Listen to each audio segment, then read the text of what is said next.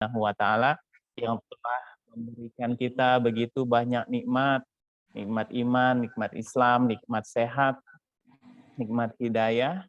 Yang alhamdulillah di pagi hari ini kita bisa bertatap maya, insya Allah ini satu upaya kita, satu langkah untuk lebih mendekatkan kita ke tanah suci insya Allah.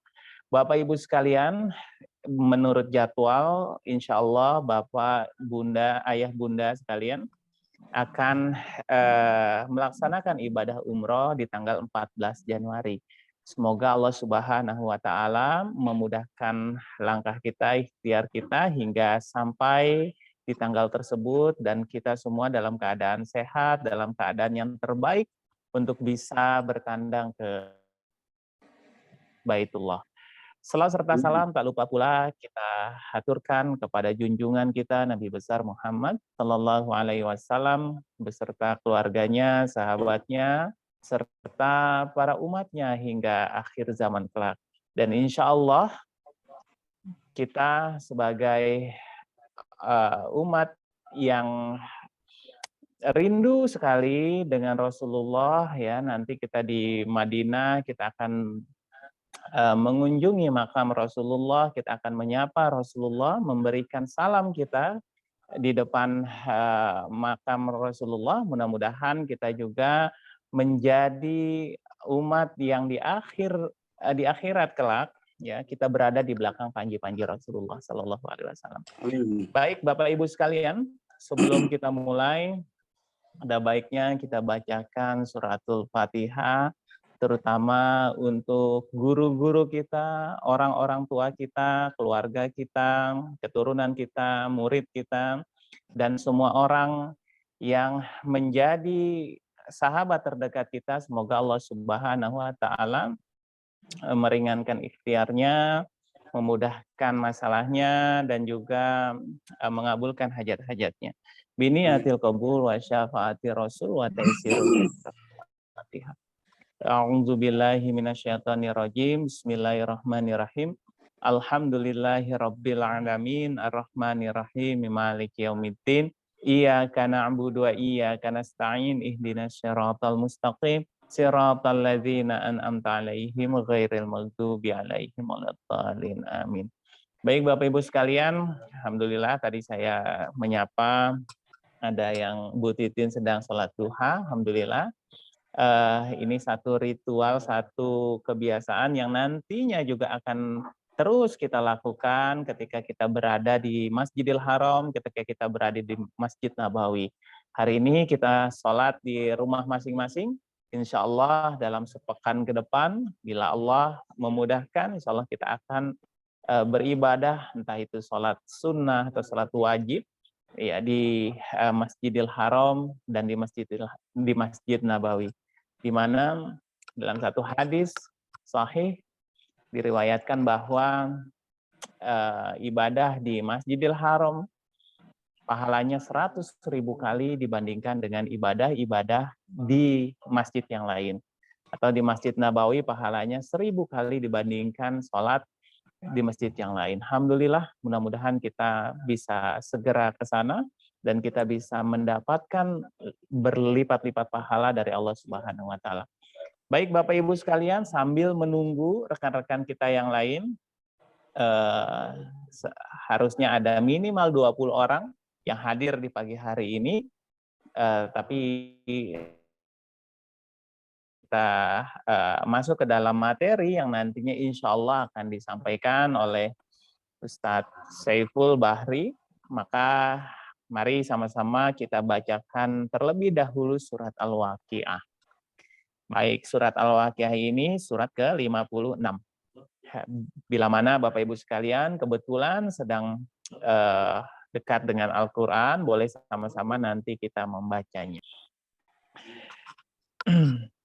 A'udzu billahi minasyaitonir rajim. Bismillahirrahmanirrahim. Idza waqa'atil waqi'ah laisa liwaq'atiha kadzibah khafidatur rafi'ah. Idza rujjatil ardu rajja وبست الجبال بسا فكانت هباء منبثا وكنتم أزواجا ثلاثة فأصحاب الميمنة ما أصحاب الميمنة وأصحاب المشأمة ما أصحاب المشأمة والسابقون السابقون أولئك المقربون في جنات النعيم ثلة من الأولين وقليل من الآخرين على سرر موضونة متكئين عليها متقابلين يطوف عليهم ولدان مخلدون بأكواب وأباريق وكأس من معين لا يصدعون عنها ولا ينزفون وفاكهة مما يتخيرون ولحم طير مما يشتهون وحور عين كأمثال اللؤلؤ المكنون جزاء بما كانوا يعملون لا يسمعون فيها لغوا ولا تعصيما إلا قيلا سلاما سلاما وأصحاب اليمين ما أصحاب اليمين في سدر مخضود وطلح منضود وظل ممدود وماء مسكوب وفاكهة كثيرة لا مقطوعة ولا ممنوعة وفرش مرفوعة إنا أنشأناهن إنشاء فجعلناهن أبكارا عربا أترابا لأصحاب اليمين ثلة من الأولين وثلة من الآخرين وأصحاب الشمال ما أصحاب الشمال في سموم وحميم وظل من يحموم لا بارد ولا كريم إنهم كانوا قبل ذلك مترفين وكانوا يصرون على الحنث العظيم وكانوا يقولون إذا متنا وكنا ترابا وعظاما أئنا لمبعوثون أو آباؤنا الأولون قل إن الأولين والآخرين لمجموعون إلى ميقات يوم معلوم ثم إنكم أيها الضالون المكذبون لآكلون من شجر من زقوم فمالئون منها البطون فشاربون عليه من الحميم فشاربون شرب الهيم هذا نزلهم يوم الدين نحن خلقناكم فلولا تصدقون أفرأيتم ما تمنون أأنتم تخلقونه أم نحن الخالقون نحن قدرنا بينكم الموت وما نحن بمسبوقين على أن نبدل أمثالكم وننشئكم فيما لا تعلمون ولقد علمتم النشأة الأولى فلولا تذكرون أفرأيتم ما تحرثون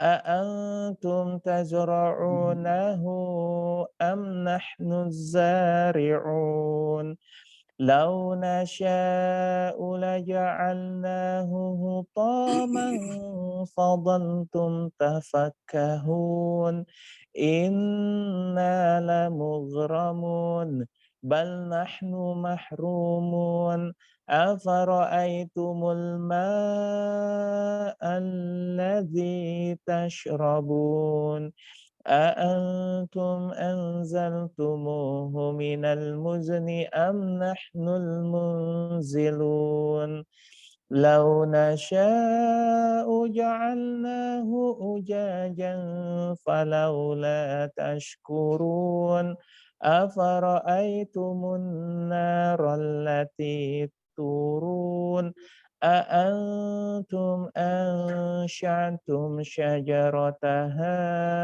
أم نحن المنشئون نحن جعلناها تذكرة ومتاعا للمقوين فسبح باسم ربك العظيم فلا أقسم بمواقع النجوم وإنه لقسم لو تعلمون عظيم إنه لقرآن كريم في كتاب مكنون لا يمسه إلا المطهرون تنزيل من رب العالمين أفبهذا الحديث أنتم مدهنون وتجعلون رزقكم أنكم تكذبون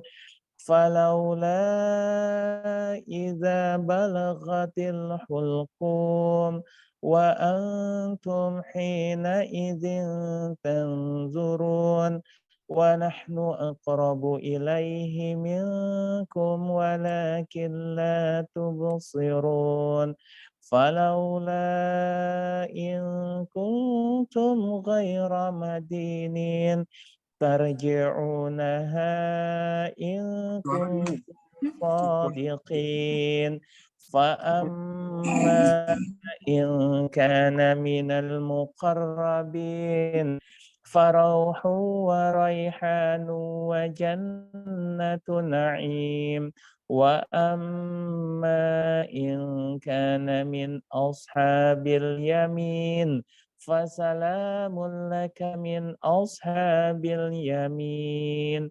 وأما إن كان من المكذبين الضالين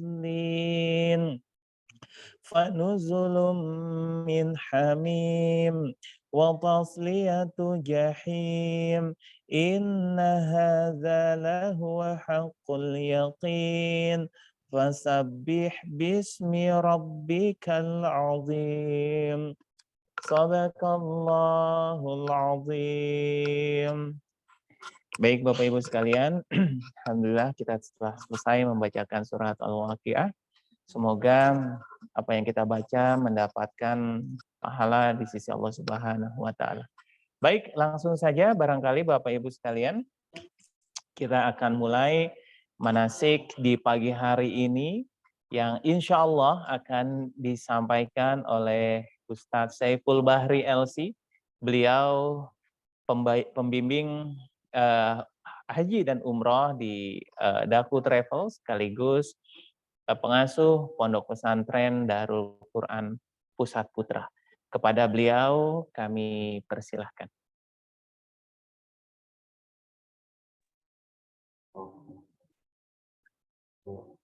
Jangan buru-buru. Harus tentuin mana yang kosong.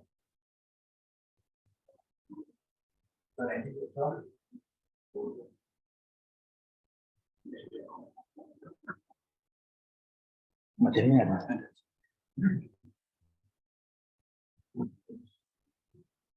Bismillahirrahmanirrahim. Assalamualaikum warahmatullahi wabarakatuh. Alhamdulillahirabbil alamin wa bihi nasta'in ala umuri dunya waddin. Wassalatu wassalamu ala sayyidina wa habibina wa syafi'ina wa qurrati a'yunina wa maulana Muhammadin sallallahu alaihi wa ala alihi wa ashabihi ajma'in, amma ba'du. Berangkat dari pintu keselamatan, marilah kita awali langkah kita dengan bersama-sama mengucapkan kalimat yang patut dan pantas kita ucapkan, yaitu kalimat alhamdulillahirabbil alamin. Segala puji bagi Allah yang telah memberikan kita nikmat sehat, nikmat iman, dan kita senantiasa meminta kepada Allah agar dicurahkan rahmatnya kepada kita, di mana rahmat tersebut insya Allah dengannya kita akan mendapatkan kebahagiaan baik di dunia maupun di akhirat. Salawat dan salam kita curahkan kepada baginda kita Nabi besar Muhammad sallallahu alaihi wasallam beserta keluarganya, sahabat-sahabatnya, dan semua pengikutnya ila akhir zaman. Bapak Ibu yang dirahmati Allah Subhanahu wa taala, alhamdulillah pada pagi hari ini kita akan melaksanakan sebuah pelatihan manasik, di mana pelatihan manasik ini sangat penting untuk diketahui oleh Bapak Ibu yang insya Allah akan menjadi tamu-tamunya Allah, tamu-tamunya Rasulullah Shallallahu Alaihi Wasallam. Namun sebelum kita masuk ke materi manasik, ada beberapa hal yang ingin saya sampaikan. Pertama, ini ada kaitannya dengan persiapan kita selama beribadah di sana. Pertama yaitu adalah ikhlasun niyyah fi ibadatillahi azza wa jal, yaitu niat yang tulus dan ikhlas ketika kita beribadah kepada Allah Subhanahu wa taala. Karena Rasulullah pernah bersabda, innallaha la yaqbalu amalan, sesungguhnya Allah tidak akan menerima sebuah amal perbuatan kecuali dilakukan dengan niat ikhlas. Oleh karena itu, ayah bunda yang kami muliakan, kegiatan umroh yang akan kita lakukan nanti, ayo tanamkan keikhlasan di hati kita. Tidak ada niat lain kecuali untuk taqarrub kepada Allah. Tidak ada niat lain kecuali ingin mendekatkan diri kepada Allah Subhanahu wa taala. Tidak ada niat lain kecuali ingin mendapatkan ridha dan ampunan dari Allah Subhanahu wa taala. Andaikan ada niat-niat yang lain. Dan satu contoh misalnya, naudzubillah insyaallah enggak terjadi kepada ayah bunda semuanya, kita berangkat ke sana supaya di tengah-tengah masyarakat dianggap, wah ini baru pulang dari umroh ini, Masya Allah, supaya dipuji misalnya oleh tetangga-tetangga, tidak. Ya. Atau misalnya supaya status sosial kita dianggap ahli ibadah, juga tidak. Insya Allah niat yang seperti ini tidak terjadi ya kepada ayah bunda semuanya. Yang ada mulai dari hari ini kita berangkat ke sana benar-benar untuk lillahi ta'ala, niat beribadah karena Allah Ta'ala. Kemudian selanjutnya yang kedua, supaya ibadah kita sempurna selain niat dan tulus dan ikhlas adalah mutaba'ah. Mutaba'ah ini kenapa kita ada kajian manasik pada pagi hari ini, tujuannya adalah mutaba'ah, supaya apa yang kita lakukan dari proses ibadah umroh nanti, dari mulai keberangkatan, sebelum berangkat dari rumah, apa saja yang perlu dilakukan, kemudian nanti ketika di Hotel City, sampai nanti berada di Mekah maupun di Madinah, insya Allah ingin kami sampaikan di forum ini, supaya apa? Supaya kita mutaba'ah. Mutaba'ah apa itu, Zat? Mutaba'ah adalah kita ngikut dengan apa yang sudah dilakukan oleh baginda Nabi SAW, sebagaimana sabdanya, khudhu anni manasikakum, ambillah dariku, kata Nabi, manasik haji dan umroh kalian. Nah, insya Allah kami akan sampaikan apa yang nanti terkait dengan manasik ini merupakan sunnah daripada baginda kita Nabi besar Muhammad Sallallahu Alaihi Wasallam. Yang kedua mutaba'ah. Yang ketiga ini ayah bunda yang kami banggakan, tidak kalah menarik lagi yang ketiga ini, kita boleh bertanya, apa sih manfaat atau faidah dari amalan-amalan yang diperintahkan untuk dilakukan kepada kita? Untuk misalnya kita disuruh sedekah, apa sih pahala sedekah? Kita boleh tuh menanyakan itu, ya. Mengetahui apa sih manfaat sedekah supaya apa? Kita tambah semangat. Kenapa sih kita harus sholat berjamaah? Oh, ternyata misalnya sholatul jamaati tafdulu min sholatil fardhi bi 27 darajatan. Ternyata sholat berjamaah itu lebih utama daripada sholat sendirian 27 derajat. Oh, ternyata lebih bagus gitu ya daripada sendirian. Kenapa sih kita diminta sholat berjamaah, misalnya di masjid, dikerjakan di masjid, kemudian kita diminta tahajud, kita diminta duha, kita diminta baca Quran. Boleh nggak kita meminta atau mencari tahu apa sih manfaatnya? Boleh sekali ayah bunda. Termasuk di kegiatan ini, apa sih manfaat umroh itu? Masya Allah. Apa sih fadilah umroh itu? Itu ayah bunda bisa digali nanti itu. Supaya apa? Tambah semangat kita berangkat ke sana. Rasulullah SAW pernah bersabda dalam hadisnya, dalam hadis yang diriwayatkan oleh Al-Imam Al-Baihaqi, al-umratu ilal umrati mukaffaratun lima bainahuma. Antara umroh yang satu dengan umroh berikutnya, atau umroh yang dilakukan oleh kita menjadi apa? Menjadi penyebab diampunnya dosa-dosa yang kita miliki. Masya Allah ya. Oh, kok bisa begitu Ustaz? Ya itulah kuasa Allah. Apalagi misalnya tadi disebutkan oleh MC kita, oleh Ustaz Hakam, bahwa sholat di Masjidil Haram ya dilipat gandakan menjadi 100.000 kali lipat. Ya. Itu sholat sendirian, Pak. Sholat sendirian, sedangkan kita melaksanakan sholat berjamaah. Di mana, mohon maaf ya, dalam hadis yang diriwayatkan oleh Al-Imam Al-Baihaqi, sholat berjamaah itu di sana keutamanya apa? 25. Lah kalau dilakukan di Masjidil Haram, tinggal dikali, Pak. Dikali 100.000 kali lipat berapa?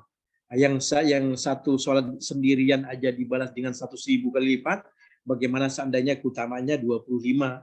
Masya Allah. Apalagi sholatul jamaati, sholat berjamaah itu 27 derajat.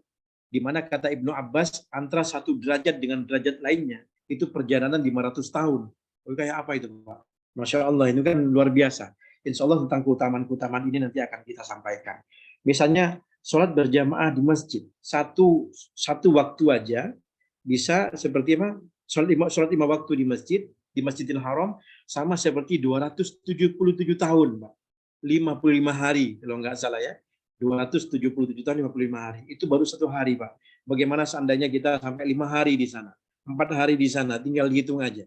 Sehingga Masya Allah, uang umroh kita pakai misalnya 30-an juta gitu ya, daftar umroh, tapi dibandingkan dengan pahala yang didapat, sampai ribuan, bahkan jutaan kali lipat, itu tidak ada nilainya barangkali Bapak Ibu.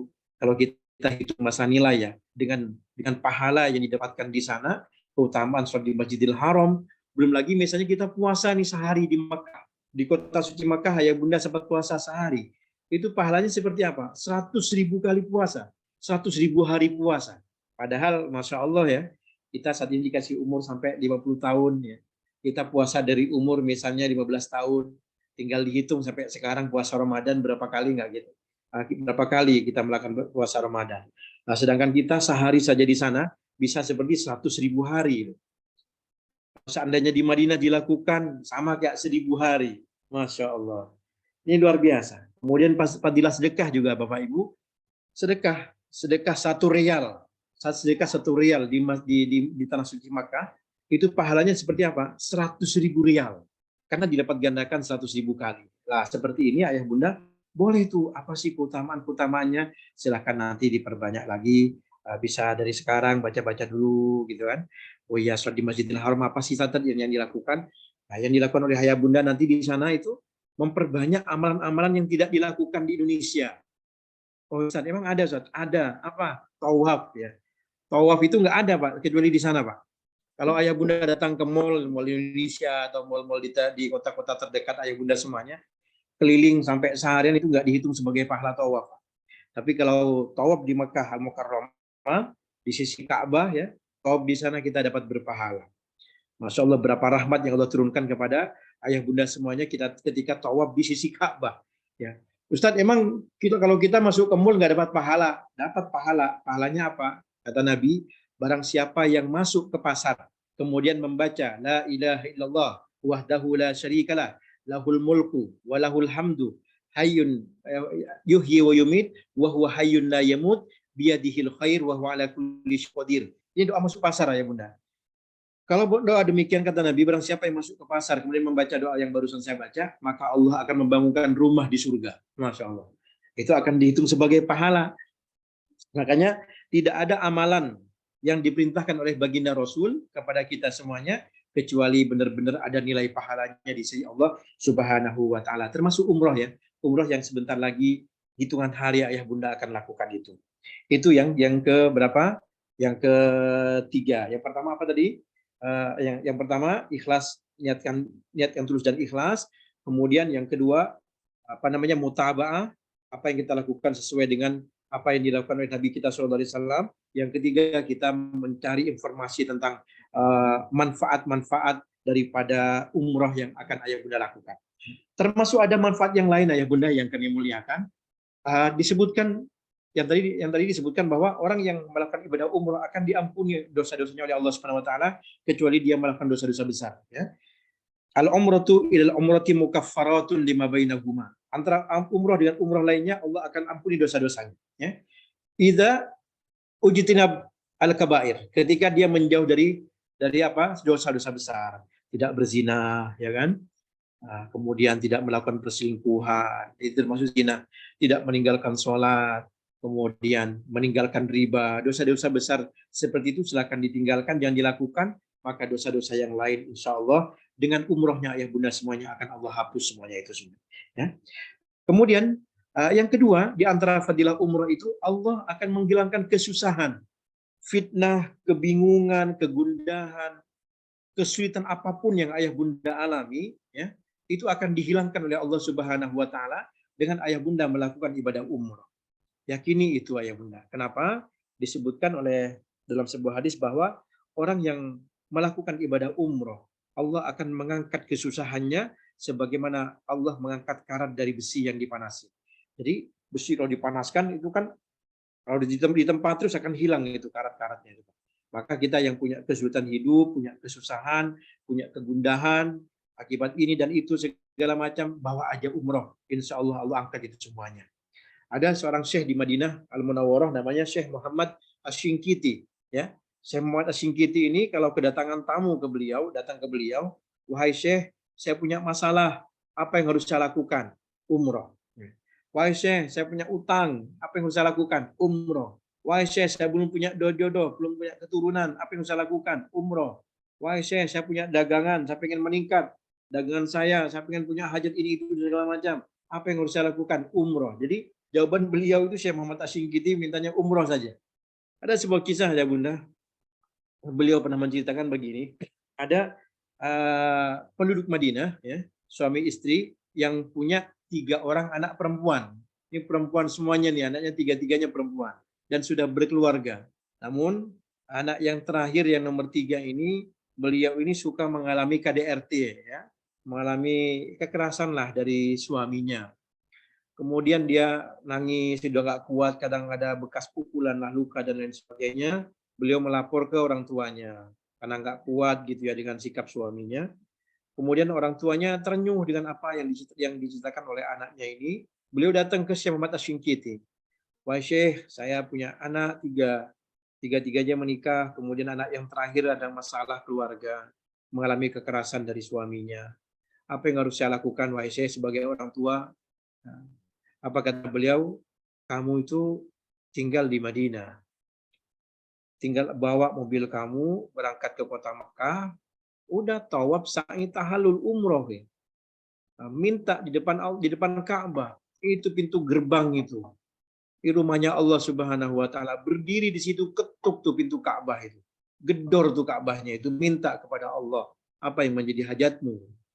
Akhirnya ayah bunda yang kami muliakan, beliau berangkat bersama istrinya. Ini zaman itu masih belum ada handphone ya ayah bunda, baru ada telepon biasa. Beliau nelpon ke Mekah, pesan hotel di sana, kemudian nomor hotelnya diberikan kepada 3 anaknya. Ini kalau butuh sama bapak, ya. Kalau butuh sama Abi, silakan telepon Abi, ada di hotel, disebutin namanya sama nomornya. Berangkatlah beliau ngambil mikot di Bir Ali. Ya. Ayah bunda nanti kayaknya ke Bir Ali juga ya. Akan ke Bir Ali ya. Ngambil mikot di Bir Ali, kemudian berangkat menuju Mekah Al-Mukarramah. Sampai di Mekah itu saat itu ceritanya jam 2 dini hari ya bunda. Beliau masuk ke hotel sebentar, kemudian ketika keluar beliau bilang ke resepsionis, apa kata beliau, seandainya nanti ada yang nelpon saya, ada yang nyari saya, tolong kabarin saya lagi di Masjidil Haram. Ya.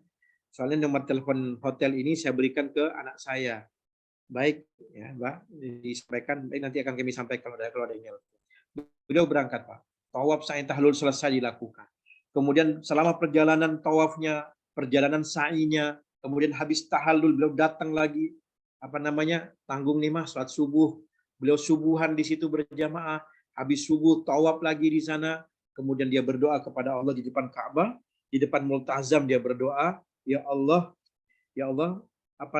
diminta berikan ketenangan dalam keluarga si hamba, berikan hidayah kepada suaminya, berikan petunjuk kepada suaminya, ya semoga engkau mengangkat musibah yang dialami oleh putrinya dan seterusnya. Bapak Ibu ketika pulang habis sholat duha sekitar jam 7:30, beliau pulang tuh ke hotel. Sampai di hotel resepsionis nanya, Bapak kemana aja? Gitu. Bapak kemana aja? Banyak yang nyari dari tadi. Apa kata si bapak ini? Iya, saya habis tawaf, saya tahallul selesai, habis subuh, habis itu tawaf lagi, baca Quran sampai menjelang duha, habis duha saya baru pulang ke hotel. Baik, nanti saya telepon anak saya. Diteleponlah putrinya yang pertama. Nah, tadi nelpon ya? Enggak, Abi, enggak nelpon. Telepon anak yang kedua, kamu tadi nelpon enggak? Enggak, Abi, saya enggak nelpon. Anak yang ketiga pasti telepon, kamu tadi nelpon saya enggak? Iya, Abi, saya nelpon, kata beliau. Masya Allah, ada apa? Ya mau cerita, Abi, tadi ketika azan subuh, suami saya bangun, tiba-tiba bangun dari tidur, nangis, sesukan, nangis dia. Minta maaf kepada saya berjanji tidak akan menyakiti kamu lagi, saya akan berhenti melakukan kekerasan kepadamu, Masya Allah.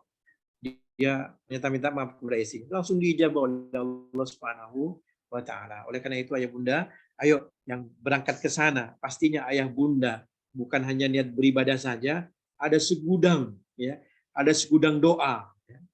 Ada bukan hanya segudang mungkin. Kalau dimasukkan ke kontainer nih banyak hajat nih ayah bunda. Tinggal dibungkus semuanya. Ayo minta di sana depan Ka'bah. Insya Allah Allah ijabah. Allah ijabah ya. Masih banyak kisah-kisah yang lain. Nanti kita akan ceritakan di sini. Baik, selanjutnya kita akan masuk ke materi. Materi manasik. Silakan diperhatikan.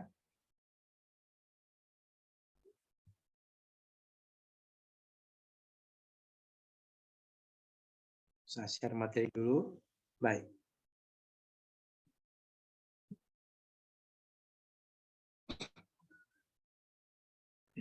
Baik. Apa yang harus dilakukan Ustadz ketika keberangkatan nanti dari pesawat sampai ke kota Mekah, sampai ke kota suci, kita diminta memperbanyak apa? Jadi dulu ketika Nabi Adam alaihissalam diturunkan oleh Allah ke India, kemudian Ibunda Hawa konon diturunkan di Jeddah. Sebentar. Ketika Ibunda Hawa diturunkan di Jeddah, kemudian Nabi Adam kangen nih kepada istrinya, ya Allah, aku kangen kepada istriku, ya Allah, aku kangen, ya Allah.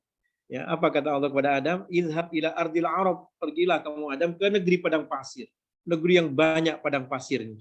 Ini enggak saya ceritakan, langsung saya potong-potong aja, karena kalau kita ngomong Mekah Bapak Ibu ya, kita pasti yang ada di benak kita apa? Ka'bah, gitu ya. Kalau kita ngomong Kudus, wah yang teringat jenang Kudusnya. Kalau kita ngomong Brebes, wah yang terkenal dengan bawang merah sama telur asinnya. Kalau kita ngomongin Jakarta, yang terkenal dengan apanya Bu ya? Macetnya ya. Dengan Monasnya misalnya gitu ya. Dengan Monasnya. Kalau kita ngomong Mekah, yang ada di benak kita apa? Ka'bah. Kalau kita ngomongin Ka'bah, yang ada setelah itu apa yang kita ingat? Rasulullah, ya kan? Kemudian habis Rasulullah siapa? Nabi Ibrahim dan Nabi Ismail. Kalau kita ngomongin Nabi Ibrahim dan Ismail tentang Ka'bah ini, nyambung nanti ke Nabi Nuh alaihissalam, nyambung lagi ke Nabi Adam alaihissalam dan awal mula penciptaan bumi ini. Jadi ketika Nabi Adam kangen sama Siti Hawa, saya langsung saja, kisahnya ketika Adam diturunkan ke bumi, apa kata Allah? Pergilah kamu untuk kalau mau bertemu dengan Hawa ke negeri padang pasir, ila ardil Arab, karena kalimat Arab itu padang pasir. Berangkatlah beliau ke sana sambil membaca apa? Rabbana zalamna anfusana wa illam taghfir lana wa tarhamna lanakunanna minal khasirin. Sehingga doa ini ayo kita perbanyak nanti oleh ayah bunda ketika berangkat dari mulai Bandara Soekarno Hatta naik pesawat nanti perbanyak membaca apa? Rabbana zalamna anfusana wa illam taghfir lana wa tarhamna lanakunanna minal khasirin. Baik. Kita mulai. Bismillah. Enggak gerak kan?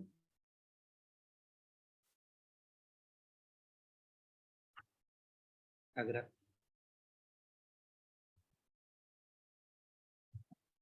Oke.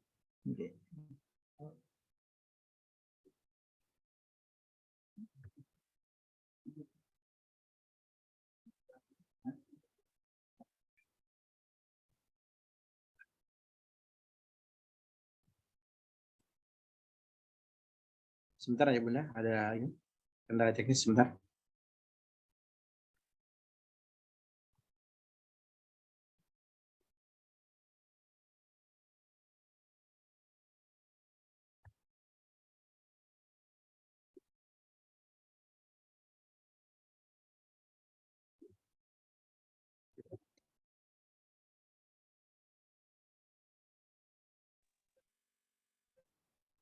Baik, bila Bapak Ibu sekalian yang sudah menyiapkan beberapa pertanyaan, silakan nanti bisa ditanyakan selepas materi ya.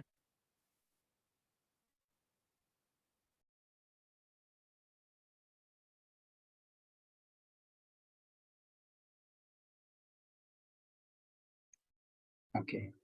Baik. Bisa silakan. Bisa sih. Baik. Kita lanjutkan ya Bunda. Mohon maaf ada gangguan teknis barusan. Mana umroh ya. Pemandangan Ka'bah ini dengan di belakangnya udah nggak seperti itu lagi ya Bunda. Sekarang udah banyak pembongkaran dan ini penampilan lama. Insya Allah sebentar lagi akan sampai ke sana ya Bunda ya.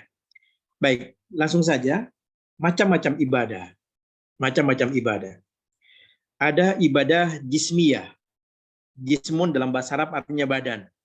Jadi ibadah yang hanya menggerakkan badan kita. Ya.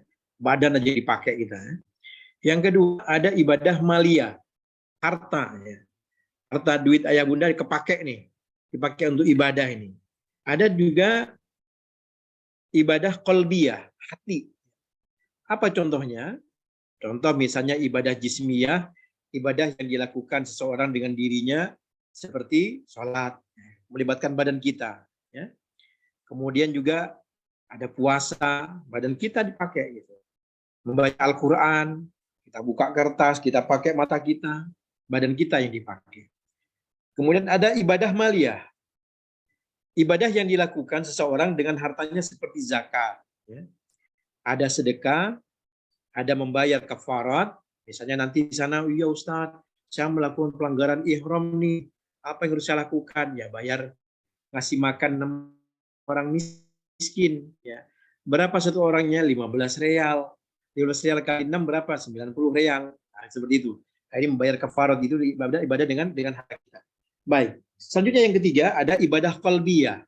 Yaitu ibadah yang dilakukan seseorang dengan hatinya. Seperti niat, berzikir, merenungi kekuasaan Allah, seperti mentadabburi Al-Quran juga ya. Kemudian pertanyaannya sekarang, di kelompok manakah dimasukkan ibadah umroh? Nah, berarti ibadah umroh itu semua-muanya, ayah bunda. Ya. Kita melakukan dengan badan kita. Memang iya, iya kita tawaf kan pakai badan kita semuanya, Pak. Kita nggak bisa nonton saja, nonton Ka'bah, tiba-tiba kita tawaf sendiri aja, diam aja. Nggak bisa, harus badan kita. Yang kedua, ayah bunda berangkat ke sana pakai duit nggak? Pakai duit. Kemudian di sana juga pakai ibadah qalbiyah nggak? Zikir nggak? Zikir. Berarti ibadah umroh ini masuk ketiga-tiganya ibadah tadi. Kita masuk ibadah jismiyah ada, ibadah qalbiyahnya juga ada, ibadah maliyahnya juga ada. Bagaimana dengan pahalanya? Tadi sudah saya sebutkan bahwa yang datang ke sana untuk melaksanakan ibadah umroh, maka dihapus oleh Allah dosa-dosanya. Ya. Kemudian, misalnya ini, ya, Ka'bah ini adalah tiang agama Islam. Siapa saja yang mengunjunginya, baik untuk berhaji atau umroh, dan lainnya, maka dia berada dalam jaminan Allah Subhanahu wa Ta'ala. Apabila dia meninggal dunia, maka akan langsung dimasukkan ke surga. Dan apabila dia dikembalikan ke rumahnya, maka dia akan kembali dengan keuntungan duniawi dan pahala. Dalam hadis yang lain, Imam Baihaqi mengatakan ya, Rasulullah bersabda, siapa saja yang pergi haji atau umroh dan meninggal dunia di sana, dia tidak akan dihisap, akan dikatakan kepadanya silahkan masuk ke surga. Nah, tapi ayah bunda, siap nggak seandainya meninggal di sana ini? Semoga panjang umur semuanya ya. Andaikan Allah menakdirkan ayah bunda dan kita semuanya, saya dan ayah bunda semuanya, suatu saat misalnya wafat di sana, Allah wafatkan di sana, ini bagian dari takdirnya Allah, nggak apa-apa, terima aja. Kenapa? Tuh disebutkan di sana, siapa yang meninggal di sana nggak pakai dihisap langsung masuk ke surganya Allah Subhanahu Wa Taala. Malah disebutkan pada suatu hari Nabi berdiri di atas makam Ma'lah. Apa kata Nabi? Nanti dari tempat ini akan Allah bangkitkan 70.000 orang masuk surga tanpa hisap. Dan masing-masing 70.000 orang membawa 70.000 orang masuk surga tanpa hisap. Kayak apa tuh ya Bunda? Bahagianya ya. Baik. Selanjutnya, pengertian umroh. Apa sih umroh itu? Umroh adalah berkunjung ke Baitullah, Ka'bah, untuk melaksanakan ibadah khusus, yaitu apa ibadahnya? Ada tawaf, ada sa'i, ada tahallul. Jadi kalau seandainya datang ke sana tidak tawaf, maka dia bukan umroh. Tidak sa'i, ya dia bukan umroh. Tidak tahallul, maka dia tidak dikatakan umroh. Dan orang yang wajib, dan orang yang masuk ke kota Mekah, ayah bunda yang kami banggakan, yang masuk ke sana wajib pakai ihram. Wajib ngambil mekot dulu, baik tujuan silaturahmi ke teman di sana, mau ibadah haji atau umroh, untuk menghormati Baitullah, semuanya yang masuk ke kota Mekah dalam keadaan menggunakan kain ihram dan mengambil mekot di posisi masing-masing. Kalau dari Indonesia, biasanya ngambilnya di Lamlam. Kalau dari mana? Dari Yaman bisa di Lamlam atau di Kordol Manazil. Kemudian kalau dari Madinah dari Bir Ali dan seterusnya ya. Kemudian selanjutnya semata-mata karena mengharap ridhonya Allah Subhanahu wa taala. Selanjutnya, hukum-hukum dalam umroh. Apa saja? Ada rukun umroh. Rukun umroh ini ayah bunda, kalau seandainya ditinggalkan, maka batal umrohnya. Kita ke sana hanya bawa badan doang, habisin uang saja. Kenapa? Karena rukun umrohnya ditinggal sehingga kita nggak mendapatkan pahala apa-apa. Ya, ada wajib umroh, ada sunnah umroh. Baik.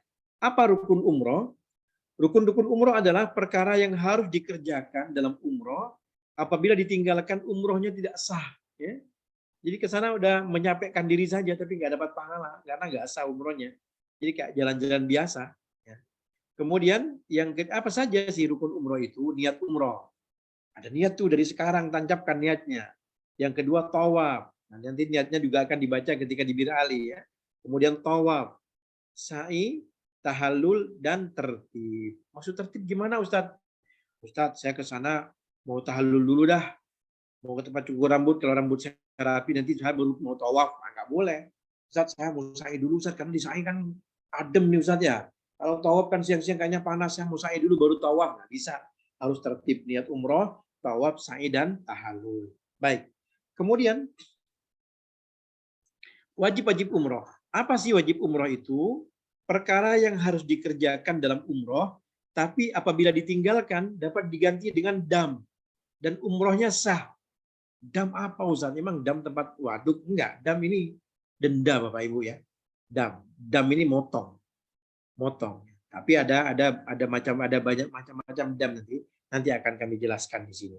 Contoh misalnya di dam. Dam itu ketika pelanggaran berat.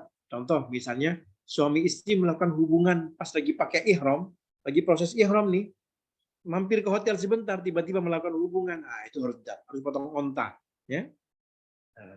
Kemudian kalau hanya melanggar sedikit, gimana? Nanti akan kami jelaskan di belakang. Selanjutnya, umrohnya sah, tapi ketika dibayar dam, ya kan? Pertama niat umroh dari mikot. Andaikan nggak lupa niat, ya, maka dia sudah melanggar. Meninggalkan larangan-larangan ihram. Apa saja larangan ihram nanti kita sebutkan, ya. Jadi andaikan ayah bunda ada yang ditinggalkan di wajib umroh ini, ada yang dilakukan atau ada yang dilanggar, umrohnya sah, tapi harus bayar dam dengan ihram. Yang ketiga, tawaf wada. Ustaz, tawaf wada emang wajib umroh? Baik. Dalam madhab Syafi'i dan kami di Daku Travel juga menggunakan yang madhab Syafi'i, ada tawaf wada. Jadi nanti ayah bunda di akhir sebelum pulang akan melakukan tawaf wada. Ustadz, tapi di saya berkeyakinan tawaf wada itu bukan bagian dari wajib umrah, itu hanya sunnah saja. Jadi saya nggak mau melakukan, monggo silahkan nggak apa-apa. Misalnya di antara ayah bunda yang sebelumnya udah pernah umroh, kemudian Ustadz, saya kan lebih milih tawaf wada sebagai sunnah aja, saya nggak mau melakukan. Silakan aja kalau ada yang memahami seperti itu. Tapi di Deku Travel nanti tetap kita akan melaksanakan tawaf wada. Silakan ayah bunda ikut saja tawaf wada. Andaikan misalnya ada yang haid, misalnya nggak usah ikut, pamitan depan masjid saja nggak apa-apa. Tawaf wada artinya tawaf perpisahan ya ayah bunda, karena kita mau meninggalkan Makkah. Baik, selanjutnya sunnah-sunnah umroh. Apa saja sunnah-sunnah umroh? Pertama, perkara yang jika dikerjakan menambah pahala umroh. Jadi kalau dilakukan bertambah pahalanya ayah bunda.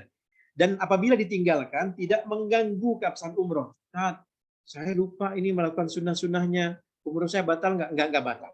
Tidak mengurangi keabsahan umroh ayah bunda semua. Apa saja sunnah-sunnah umroh? Contoh, menggunting kuku. Misalnya lupa gunting kuku ini, batal nggak umrohnya? Nggak batal. Tidak mengganggu keabsahan umroh ayah bunda. Yang kedua, merapikan rambut. Yang ketiga, mandi ihram. Mandi ihram. Mandi ihramnya kapan Ustaz? Nanti di Madinah. Ini Madinah dulu kan ya?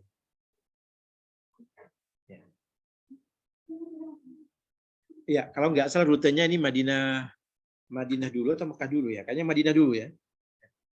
Baik. Andaikan nanti seandainya rutenya Madinah dulu, ayah bunda. Kalau seandainya rutenya Madinah dulu, nanti ayah bundanya mandi ihram. Nanti akan dijelaskan oleh Ustaz Ashkur. Ya, beliau juga pembimbing dan mutawif di sana. Nanti akan dipandu di sana ayah bunda. Akan disampaikan untuk misalnya ayah bunda besok kita akan ke Mekah. Andaikan ke Madinah dulu nih. Besok kita akan ke Mekah. Silakan ayah bunda persiapkan untuk mandi ihram di hotel masing-masing. Habis itu baru pakai kain ihramnya. Selanjutnya kita akan sholat sunnah ihram di Masjid Nabawi. Jam 2 habis makan siang kita akan berangkat ke Mekah menuju Bir Ali. Selain rutenya Madinah dulu. Oke, betul Madinah dulu. Baik. Jadi nanti di Madinah ya Bu nanti akan disampaikan begitu. Udah pakai baju ihram, selesai baju ihramnya langsung ke Masjid Nabawi salat zuhur di sana. Habis salat zuhur dijamak sama asar. Zuhurnya dijamak dengan asar ya, ayah bunda jangan lupa. Karena ayah bunda akan meninggalkan Madinah saat itu ketika mau berangkat ke Mekah. Jamak dengan asar. Ustaz, kenapa kita nggak sholat sunnahnya di Bir Ali saja? Kalau melaksanakan di Masjid Nabawi, kan dapat fadilah apa? Fadilahnya 1000 kali lipat Bapak Ibu.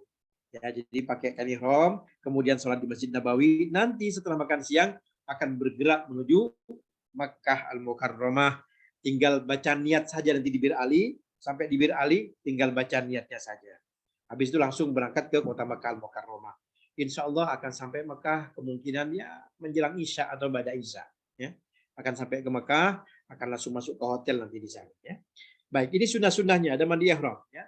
Kemudian apa lagi disunatkan pula? Yang pertama, yang pakai parfum. Kemudian sholat sunnah ihram. Nanti sholat ihramnya di Masjid Nabawi, boleh dilaksanakan di sana. Ya. Atau di Bir Ali juga boleh, monggo. Talbiyah doa dan zikir. Nanti setelah baca niat, Bapak Ibu akan dipandu tuh sama pembimbingnya, baca talbiyah, labbaik Allahumma labbaik dan seterusnya. Selanjutnya, sekarang kita hari keberangkatan. Ya, maaf-maafan sama saudara.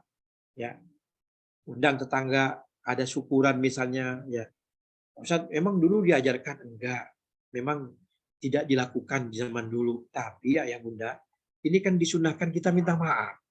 Kalau kita seandainya meninggalkan kampung halaman dan ternyata nggak kembali lagi, kita punya banyak dosa dan belum dimaafin sama tetangga, orang-orang terdekat kita, kan kita meninggal dalam keadaan masih belum minta maaf sama tetangga-tetangga kita. Dan masa iya, ya bunda nanti akan datang ke rumah satu-satu, datang ke rumah tetangga sebelah, ibu minta maaf ya, saya berangkat umroh, disuguhin, datang ke rumah sebelahnya lagi, minta maaf, disuguhin kopi, nanti kembung bunda, kan kasihan. Jadi baiknya langsung diadakan satu tempat, misalnya, andaikan mau mengadain boleh, syukuran di rumah, makanya ada istilah walimatus safar ya.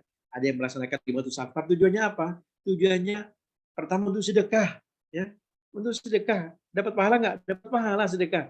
Yang kedua, maaf-maafan, minta maaf ke tetangga-tetangga yang datang di sana. Barangkali kita yang punya diri ini, kita banyak dosa, kita minta maaf kepada orang-orang terdekat kita. Baik, selanjutnya setelah minta maaf, apa yang dilakukan? Ini sebelum berangkat ke hotel nanti ayah bunda ya, di tanggal 12 atau tanggal 11 misalnya ya. Baik, selanjutnya enggak lagi saya. Maaf nih Ayah Bunda lagi ada gangguan teknis ini.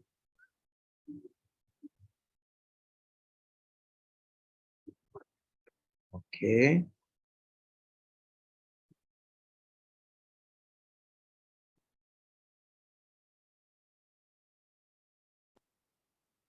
Baik.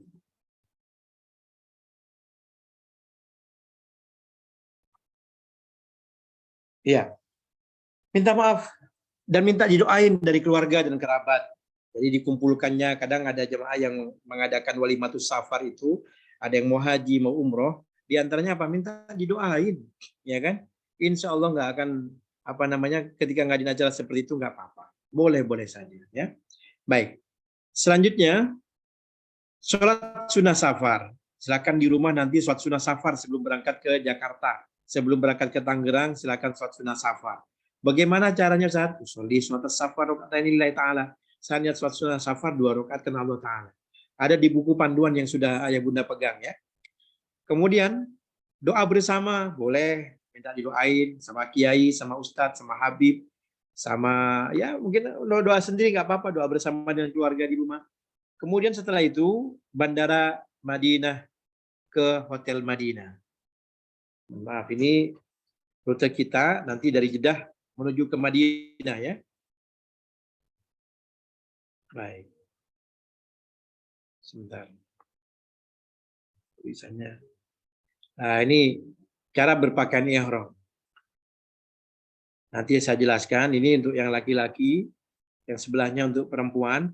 Ketiak yang sebelah kanan itu dibuka ya. Untuk yang laki-laki. Untuk yang ibu-ibu asal menutup aurat ya. Tidak ada warna khusus ya. Cuman di Deku Travel nanti Ayah Bunda akan dikasih baju putih kalau nggak salah ya. Kemudian akan ada mukena, silakan dipakai. Asal jangan menutup muka dan bagian tangan, termasuk telapak tangan maupun punggung tangan. Ini bagian tangan ini dibuka ya, jangan ditutup ya.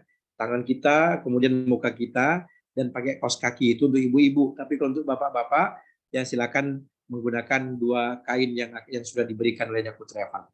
Baik. Apakah kain ihram harus berwarna putih? Ya kan? Videonya bisa nggak? Nah, nggak usah nanti aja ya. Langsung. Tidak harus putih memang, tapi yang dari dulu kan warna kesukaan Nabi adalah warna putih. Sehingga boleh menggunakan warna putih. Anda kan nggak ada Ustaz, saya nggak punya kain ihram. Hanya ada sarung saja. Ya, kalau seandainya sarungnya cukup nggak apa-apa. Tapi kalau seandainya sarungnya terlalu pendek, ya, takutnya copot nanti gitu. Ya, asal jangan dijahit tapi digunting dulu sehingga tidak ada jahitan di dalamnya. Karena kain ihram tidak berjahit ya Bapak Ibu. Kemudian perlukah menggunakan sabuk pengaman? Sabuknya ada yang warna putih yang diberikan sama Deku Travel. Ya. Baik. Ini hati-hati kalau seandainya nggak kuat pakai kain ihramnya, pas lagi duduk takut kebuka, lagi milih batu akik ini. Ini pemandangan di daerah Ji'rana kalau nggak salah ini ya. Baik, selanjutnya. Nanti kita praktekkan ya, ihram dan larangan-larangannya. Ini penting ya Bunda, karena jemaah kadang di sini melanggar larangan-larangan ihram. Ada aja gitu. Jadi mohon perhatiannya di materi ini tentang larangan-larangan ihram. Karena kalau seandainya larangan ini dilakukan, maka itu bisa ngurangin keabsahan umroh Ayah Bunda. Dan kalau seandainya pengen absah umrohnya, termasuk yang wajib umroh tadi apa saja, maka harus membayar dam. Ya. Apa saja nanti kita jelaskan. Ayo, apa saja larangan-larangannya di sini? Laki-laki memakai pakaian yang berjahit tidak boleh. Bagi yang laki-laki memakai pakaian berjahit tidak boleh ketika nanti Ayah Bunda udah sampai di Bir Ali. Ustadz, saya di Hotel Madinah sudah pakai kain ihram. Dalamannya boleh nggak saya pakai celana dalam dulu, pakai kus kutang dulu? Boleh aja, nggak apa-apa. Tapi nanti ketika sampai Bir Ali, ya, ketika sudah mau niat, nanti Ustadz Askur akan mengingatkan Ayah Bunda, mengingatkan bapak-bapak ini. Tolong bapak-bapak perhatikan lagi. Ada masih yang berjahit nggak di tubuhnya? Singletnya udah dibuka belum? Oh, udah Ustadz, aman. Dalamannya ada nggak? Sempak dan lain-lain. Udah Ustadz, udah dibuka semuanya. Oke. Masih pakai kaos kaki nggak? Iya Ustadz ada. Kaos kakinya copot. Ya. Nggak boleh pakai kaos kaki. Nanti Lihat gambarnya di sini ya. Jadi yang kedua, memakai alas kaki yang menutupi jari-jari kaki dan mata kaki atau tumit ini nggak boleh. Jadi kalau seandainya pakai sepatu, boleh nggak? Nggak boleh. Kenapa? Mata kakinya ditutup, ya kan? Kemudian jari-jarinya ketutup. Itu nggak boleh. Contohnya misalnya, ya kan? Yang ketiga, menutup kepala dengan penutup yang melekat. Kayak peci. Ada mungkin jamaah ayah bunda yang nggak biasa melepas peci atau topi. Nanti ketika sampai di Bir Ali, mau membaca niat di sana, semuanya harus dilepas. Tidak ada penutup kepala, tidak ada penutup kaki, semuanya pakai sandal, dan tidak ada yang memakai pakaian yang berjahit. Selanjutnya, alas kaki laki-laki. Emang Ustaz, sandal apa yang boleh dipakai di sana? Nah, yang seperti ini Bapak Ibu. Jadi tumitnya kelihatan, mata kaki kelihatan, kemudian jari-jarinya juga kelihatan. Ini boleh nih, contoh yang boleh tuh, boleh Pak ya. Pakai sandal gunung nggak apa-apa. Nah, seperti ini juga boleh, karena tumit sama jari-jari kaki juga bisa dilihat. Yang nggak boleh seperti ini, loh kenapa nggak boleh? Mata kaki ketutup, tumit juga nggak kelihatan. Walaupun jarinya kelihatan, tapi bagian belakang nggak kelihatan. Ini nggak boleh. Sepatu juga nggak boleh. Atau sebaliknya, yang gambar yang sepatu coklat, jarinya tidak kelihatan, tapi tumitnya aja yang kelihatan juga nggak boleh. Ya, jadi jangan pakai sepatu. Ketika nanti diingatkan sama Ustaz Askur, tolong perhatikan. Sekarang musim dingin, Bapak Ibu. Di sana di Madinah bisa sampai 7 derajat, gitu kan? Bisa sampai 7 derajat. Kemudian dikatakan begini kata mutawifnya. Coba perhatikan lagi, perhatikan sandalnya. Oh ya Ustaz, sudah pakai sandal. Masih pakai sepatu enggak? Enggak, udah dicopot Ustaz. Nah, semuanya ini enggak boleh dipakai. Ini 3 model yang seperti ini tidak boleh dipakai. Yang boleh apa Ustaz? Yang sebelumnya, yang seperti ini ya. Atau yang seperti ini. Yang sandal jepit ya, boleh. Silakan dipersiapkan dari sekarang. Tapi berangkatnya bagaimana Ustaz dari Soekarno-Hatta? Pakai sepatu saja boleh. Karena sampai di Jeddah nanti juga dingin Bapak Ibu. Sampai di Madinah pun Masya Allah perjalanan juga dingin. Kami kurang lebih sekitar seminggu yang lalu ya, baru pulang dari sana. Cukup dingin, khususnya di Madinah, dingin sekali. Jadi kalau bisa, karena rute ayah bunda ini ke Madinah dulu baru ke Mekah, silahkan siapkan misalnya ada Nivea, beli di sana juga boleh, atau hand body ya, yang bisa ditaruh di tumit. Ya. Di tumit kalau biar nggak pecah-pecah tumitnya, terus kemudian dioleskan ke lengan supaya nggak kering, gatel gitu nanti ya. Karena nggak terbiasa dengan dingin yang menusuk gitu, silakan dipakai aja hand body-nya. Tapi kalau pas mau umroh nanti, jangan pakai yang wangi-wangian, nggak boleh. Nggak boleh nanti ya. Jadi ketika pas mau melakukan umroh, mau berangkat dari hotel, di hotel boleh nggak Ustaz kita pakai parfum badan saya? Badannya dipakai hand body? Boleh, nggak apa-apa. Yang nggak boleh nanti, ketika sudah sampai ke Bir Ali, kemudian baca niat, labbaik Allahumma umratan. Wah, kalau sudah ngomong begitu, itu larangan nggak boleh. Nggak boleh potong kuku, nggak boleh motongin rambut, nggak boleh cabut bulu, nggak boleh berhubungan suami istri, kemudian tidak boleh membunuh binatang yang berada di sana. Itu larangan berlaku ya. Baik. Selanjutnya, oke. Bagaimana dengan yang ini? Ini apalagi ini nggak boleh, Bapak Ibu ya. Ini Masya Allah ini. Ini kalau masuk ke hutan di padang pasir nggak apa-apa pakai kayak gini ya. Tapi kalau lagi proses tawaf sa'i tahallul nanti jangan dipakai, nanti aneh sendiri ya. Dan melanggar juga ini. Baik. Sekarang larangan-larangan bagi wanita. Apa saja yang larangan bagi wanita? Bersarung tangan, nggak boleh. Pakai sarung tangan nggak boleh ya. Yang kedua menutup muka atau wajah. Ustaz, saya kan bercadar. Bagaimana Ustaz kalau bisa cadarnya diganti dengan masker saja dulu. Tapi masker yang tidak menutup semua muka ya. Karena masker tidak menutup semua wajah. Jadi bagi yang bercadar ya, boleh menggunakan maskernya dulu ya. Kemudian selanjutnya, yang penting tidak menutup wajah dengan niqabnya atau dengan hal yang lain yang menutup muka. Makanya ya Bunda kalau pernah umroh melihat orang-orang Pakistan, orang mana itu ya, ada yang pakai ini, pakai jilbab ya, pakai cadar, tapi ada ini kayak besi gitu ya, ada kayak seng gitu. Supaya apa? Supaya kainnya tidak menyentuh ke mukanya. Ada yang seperti itu. Baik, selanjutnya bagi keduanya. Kalau tadi laki-laki sudah, perempuan sudah, ya yang sekarang dilarang bagi keduanya, baik laki-laki maupun perempuan. Apa itu? Menggunting rambut. Misalnya nih, dalam perjalanan di bis dari Madinah menuju Mekah, Ustaz, hidung saya gatel, Ustaz. Boleh nggak saya cabut? Nggak boleh itu. Cabut bulu nggak boleh. Waduh, lupa Ustaz, bulu ketek belum di ini misalnya kita belum saya rapiin misalnya. Pengen dikerok, jangan, nggak boleh. Kalau sudah berangkat dari Madinah, dari Bir Ali sudah baca niat menuju Mekah, tidak boleh memotong atau mencabut bulu-bulu yang ada. Ustadz, saya masuk ke hotel, tiba-tiba pas saya mandi, Ustadz tanpa sengaja ada rambut rontok, itu nggak apa-apa. Ya. Tapi jangan pakai sampo, sampunya wangi, nggak boleh. Di sini ada larangan di sini ya. Motong kuku, baik dengan alat pemotong atau digigit dengan giginya. Kuku kayaknya nih, saya cabut aja, gigit, ya nggak boleh ya. Kemudian meminang, menikah atau menikahkan, nggak boleh. Kemudian bercumbu atau bercinta dengan pasangan, nggak boleh. Membunuh binatang juga nggak boleh ya. Membunuh hewan nggak boleh ya. Menebang pohon juga nggak boleh. Apalagi menggunakan parfum. Wah. Termasuk ibu-ibu nggak boleh nih. Kalau mau pakai parfum silakan di hotel di Madinah nanti pakai aja. Silakan perbanyak, mau pakai parfum boleh, ya kan? Kemudian mau pakai hand body boleh, taruh aja di badan bagi bapak-bapak nggak apa-apa supaya wangi. Tapi nanti ketika sudah mau baca niat, menjelang membaca niat, udah nggak boleh lagi. Ketika baca labbaik Allahumma umratan, maka parfum semuanya tinggalkan, nggak boleh. Sampai selesai tahallul nanti. Termasuk ini Bapak Ibu, punten ini sih terjadi nih, makanya tolong dicatat ya. Kalau ingat tolong dicatat. Nanti di perjalanan dari Madinah menuju Mekah, biasanya bis berhenti di rest area. Ya. Berhenti di rest area. Dan toilet rest area itu ada sabun. Ya, kadang mungkin ada sebagian ibu-ibu mungkin yang mau makan apa gitu kan, tiba-tiba dicuci itu pakai yang otomatis misalnya, itu wangi, itu sabunnya wangi, jadi yang dipakai.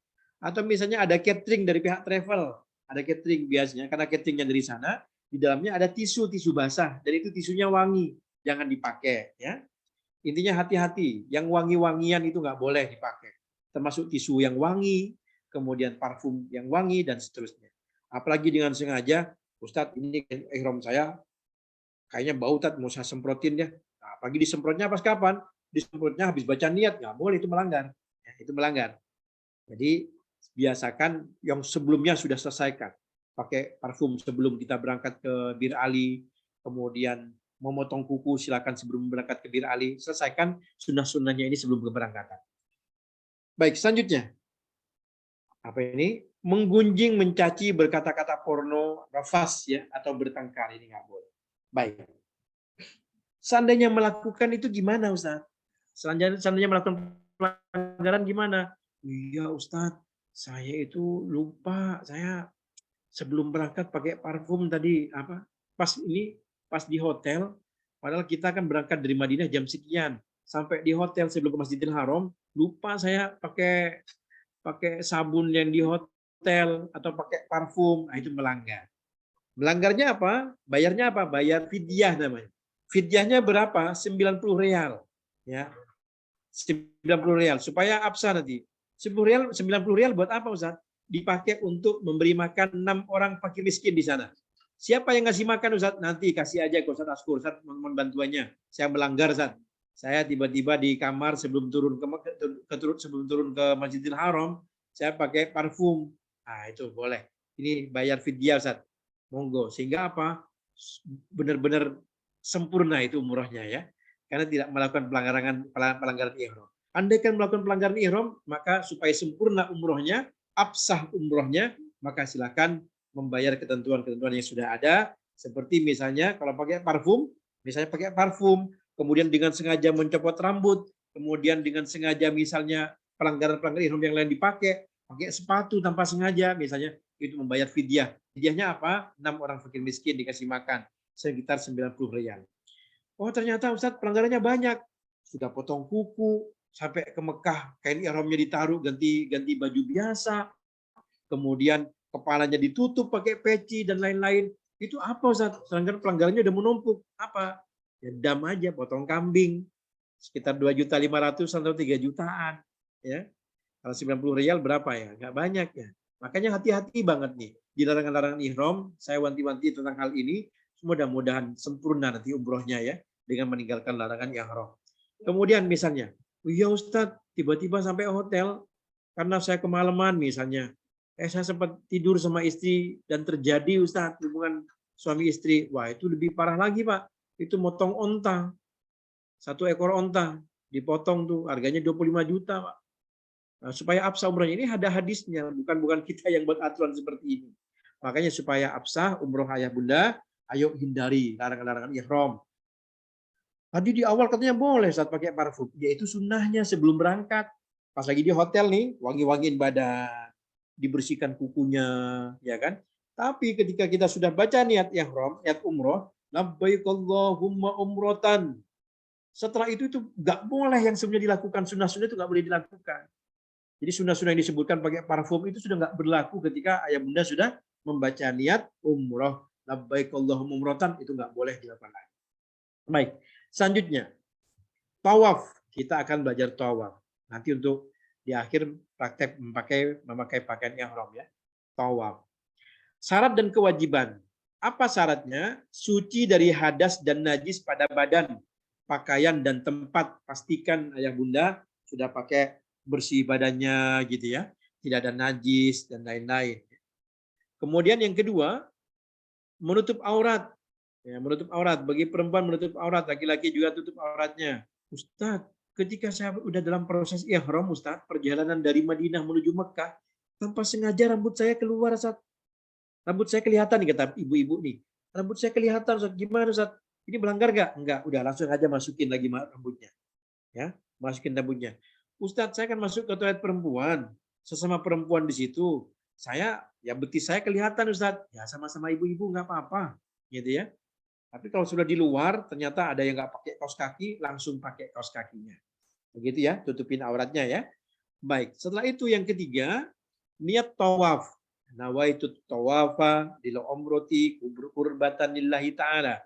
Nanti akan dipandu sama Ustaz Askur ya.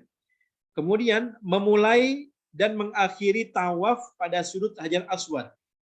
Dimulainya dari Hajar Aswad, diakhiri juga di Hajar Aswad. Kau yang mulai dan kau yang mengakhiri gitu ya. Jadi dimulai dari Hajar Aswad, kemudian diakhiri di Hajar Aswad juga. Itu terhitung 1 putaran. Tuh lihat. Garis warna hijau itu searah dengan apa? Dengan Hajar Aswad di pojokan sana, ya. Kemudian itu ada lampu hijau Pak di atas sebelah kanan. Jadi nanti patokannya lihat pojok Ka'bah, kemudian lihat sebelah kanan ada lampu warna hijau. Kalau sudah searah berarti silakan mulai takbir di situ. Bismillahi Allahu Akbar. Cium tangannya Pak, ya. Kecup tangannya, telapak tangannya dikecup. Bismillahi Allahu Akbar diangkat, kemudian dikecup tangannya. Gitu. Sebagai pengganti mengecup Ka'bah.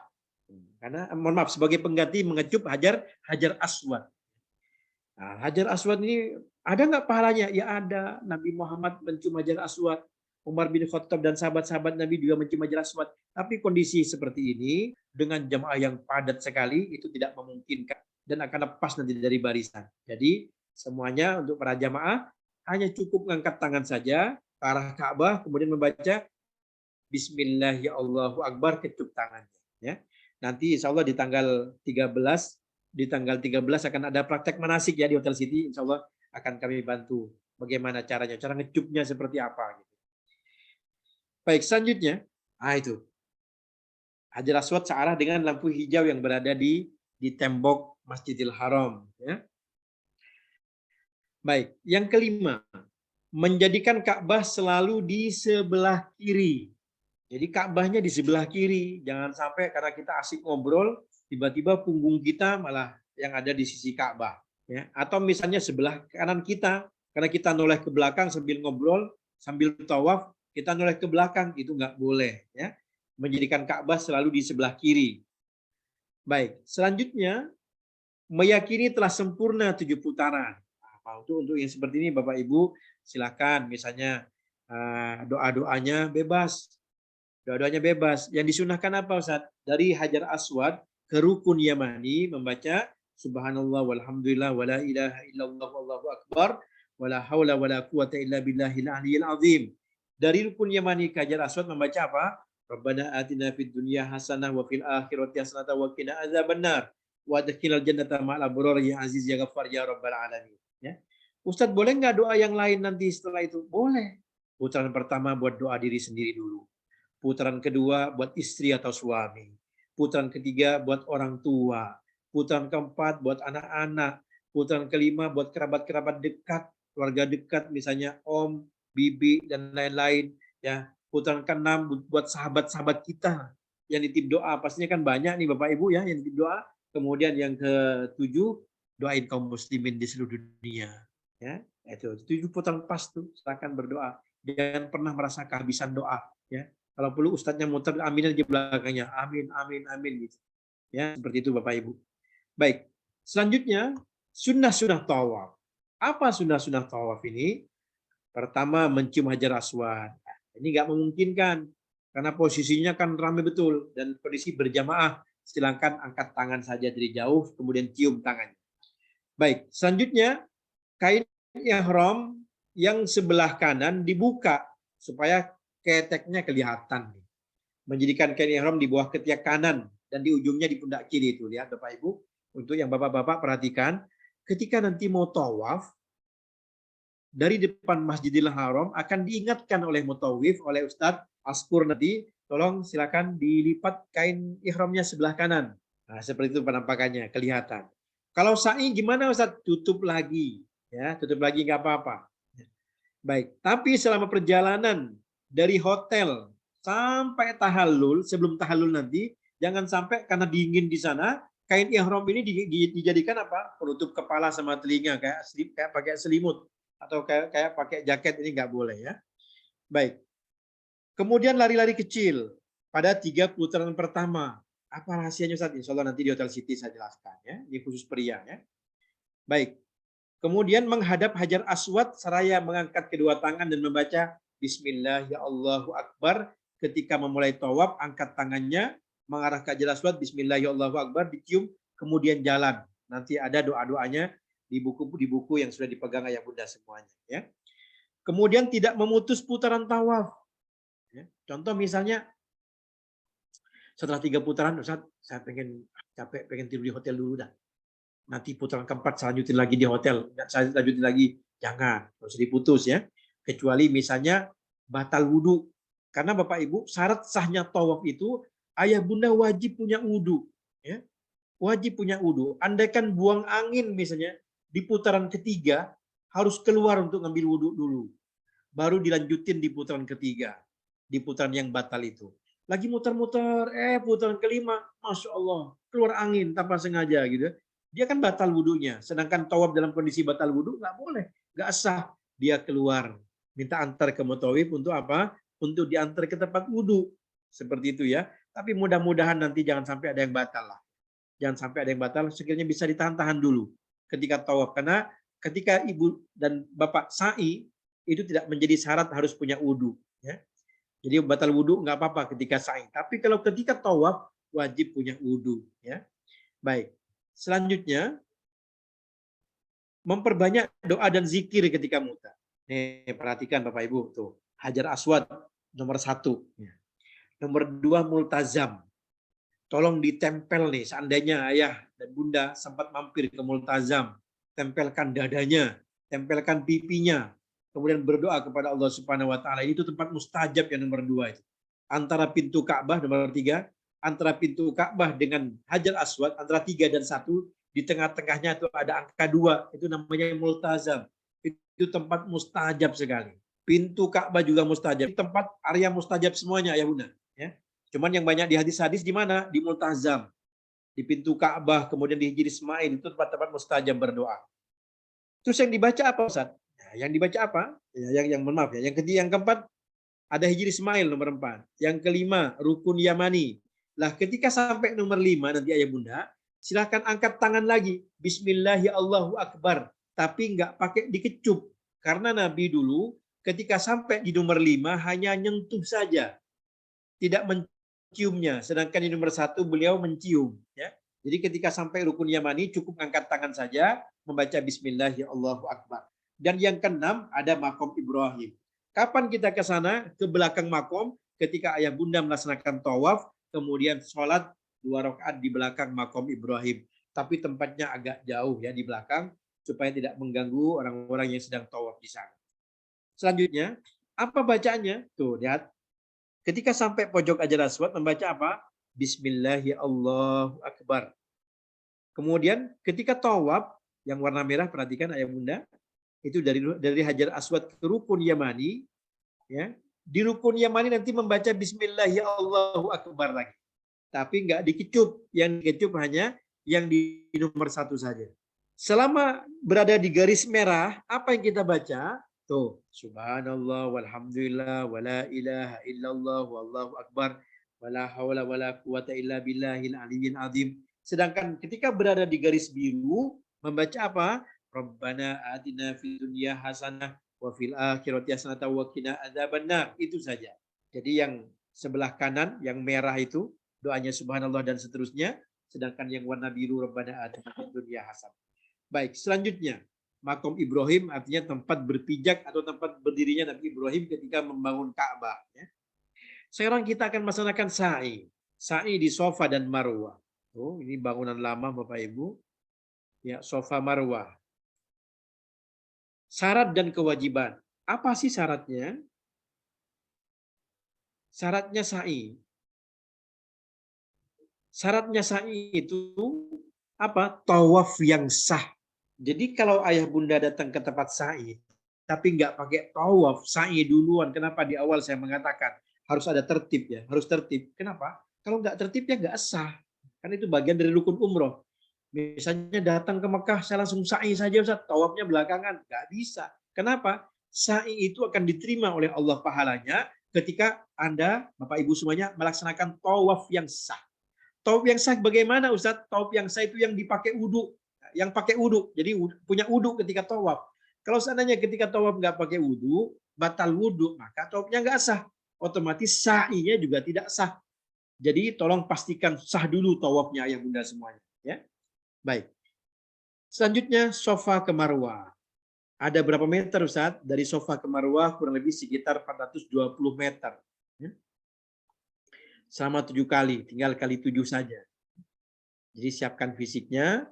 Sunnah-sunnah sa'i. Apa sunnahnya? Suci dari hadas kecil. Silakan wudhu. Kalau seandainya ayah bunda batal wudhu ketika habis tawaf, perjalanan menuju sa'i batal, udah wudhu aja pakai zam-zam. Gak punya wudhu nggak apa-apa. Khawatir mencap dari pasukan, dari rombongan ya. Nggak apa-apa, nggak usah pakai wudhu ketika sa'i. Andaikan masih punya wudhu, nggak apa-apa juga. Ini bagian dari sunnah ya. Kemudian yang kedua, berkesinambungan. Kemudian yang berikutnya mendaki Bukit Safa dan Bukit Marwah pada setiap putaran sa'i. Jadi muternya agak naik sedikit ke bukit-bukit yang ada ya. Ini Bukit Marwah, yang ini Bukit Safa. Ibunda Hawa meninggalnya di atas Bukit Safa, meninggal di pangkuan Rasulullah Shallallahu Alaihi Wasallam. Itu penampakan Bukit Safa ya di situ ya. Baik, selanjutnya di Bukit Safa apa yang dilakukan? Ya, menghadap ke kiblat, kemudian bertakbir dan tahlil, berdoa dan membaca sholawat. Ini nanti akan dipandu oleh ustadznya di sana. Ya. Kemudian ketika sampai yang warna hijau, kita disunahkan apa? Berjalan cepat sepanjang lampu hijau pada setiap putaran khusus pria. Nanti akan saya sampaikan apa sih rahasianya? Kenapa kok diminta lari-lari kecil ketika sampai lampu warna hijau? Ya, kenapa apa rahasianya? Nanti insya Allah di pertemuan di tanggal 13 akan kami jelaskan. Ya. Selain di lampu warna hijau, jalan biasa nggak apa-apa. Ustaz, tapi saya capek, nggak bisa jalan cepat, nggak apa-apa. Ini kan hanya sunnahnya. Andaikan dilakukan berpahala, andaikan nggak dilakukan, tidak mengurangi keabsahan umrah ya bunda. Ya. Untuk ibu-ibu nggak perlu ikut lari-lari juga. Ya. Baik. Kemudian ini antara Safa dan Marwah, ya. Ada kurang lebih sekitar 420 meter. Kemudian itu yang warna hijau sekitar 50 meter ya. Di bawah Bukit Safa nanti akan ketemu dengan lampu warna hijau yang panjangnya sekitar 50 meter tuh di situ. Setiap ayah bunda sampai ke yang warna hijau nanti berlari dari kecil. Ketika sampai di warna hijau ini ayah bunda akan membaca doa khusus di sini. Baik ketika mutar dari Safa menuju Marwah membaca doa tersebut, atau dari Marwah nanti menuju Safa, ketika melewati warna hijau, Bapak Ibu berdoa dengan doa berikut. Coba sama-sama. Bismillahirrahmanirrahim. Ikutin ya. Rabbighfir warham warham wa'fu wa'fu watakarram wa taqarrum watajawaz wa tajawaz amma ta'lam amma ta'lam innaka innaka ta'lamu ta'lamu ma la na'lamu ma la na'lam innaka antallahu al-a'azzul akram. Nah, itu doanya Ibunda. Insya Allah satu kali doa baca itu hampir sampai itu ke ujung. Atau baca 2 kali setiap di lampu warna hijau itu. Ya. Baik. Selanjutnya tahallul. Tahallul, minta kepada Allah supaya apa? Dosa-dosa kita diampuni. Sebanyak rambut kita yang tumbuh nih. Makanya disebutkan dalam sebuah hadis rahimahullahu al-halakin. Jadi Allah memberikan rahmat kepada orang yang membotak kepalanya. Ketika habis tahallul, silakan tahallul dibotak Bapak Ibu. Khusus yang bapak-bapak ya. Khusus yang bapak-bapak, kalau seandainya ngebotakin rambutnya itu jauh lebih besar pahalanya. Ustadz saya nggak mau botak, Ustadz saya pengen mendekin aja. Nggak apa-apa, sah juga tahallulnya. Jadi Nabi SAW mendoakan orang yang dibotak rambutnya itu sampai 3 kali. Kemudian yang keempat baru al-muqassirin, yang hanya memendekkan saja. Ada dalam hadis Nabi, sehingga yang memendekkan rambutnya nggak pakai dibotak pun juga dapat pahala ya. Silakan bapak-bapak, monggo yang pengen ngebotak 10 rial tuh di luar tuh nanti. Di luar Masjidil Haram ada yang nawarin, botak gitu kan. Itu dia bayar 10 rial saja. Kalau seandainya hanya pengen mendekin saja, silakan dipotong pendek ketika di Bukit Marwa nanti. Kalau saran saya, baik yang mau ngebotakin maupun yang mendekin, silakan ditahlul dulu walaupun sedikit nanti kan, ketika berada di Marwa. Supaya apa? Takutnya yang pengen ngebotak nih belum dipotong tahallul di Marwa, dalam perjalanan ke hotel ternyata batal. Nah, ini takut ada. Soalnya kalau belum dipotong itu larangan ihram masih berlaku Bapak Ibu. Kalau sudah dipotong, wah tahallul nanti di atas Bukit Marwa, apa yang dilarang tadi tidak berlaku lagi. Boleh pakai parfum nanti, boleh pakai sepatu, boleh pakai kaos kaki, dan seterusnya. Ibarat kita sholat Bapak Ibu, kalau kita sholat dari takbir Allahu Akbar, baca Al-Fatihah, boleh nggak kita ngobrol? Nggak boleh kan? Boleh nggak kita makan? Nggak boleh. Kapan kita boleh? Ketika kita mengucapkan Assalamualaikum warahmatullah, Assalamualaikum warahmatullah. Jadi tahallulnya sholat itu ketika mengucapkan salam. Dan tahallulnya umroh itu ketika ayah bunda memotong rambutnya. Sehingga setelah dipotong rambut, yang larangan-larangan sebelumnya itu boleh dilakukan. Demikian ya. Sebagai tanda pelaksanaan umroh selesai, maka ditahallul. Baik. Siapa yang mentahallul Ustaz? Boleh minta ke pembimbingnya. Untuk yang ibu-ibu, sesama ibu-ibu saja. Hal itu disebut tahallul yang berarti perkara-perkara yang diharamkan selama berihram telah dihalalkan kembali.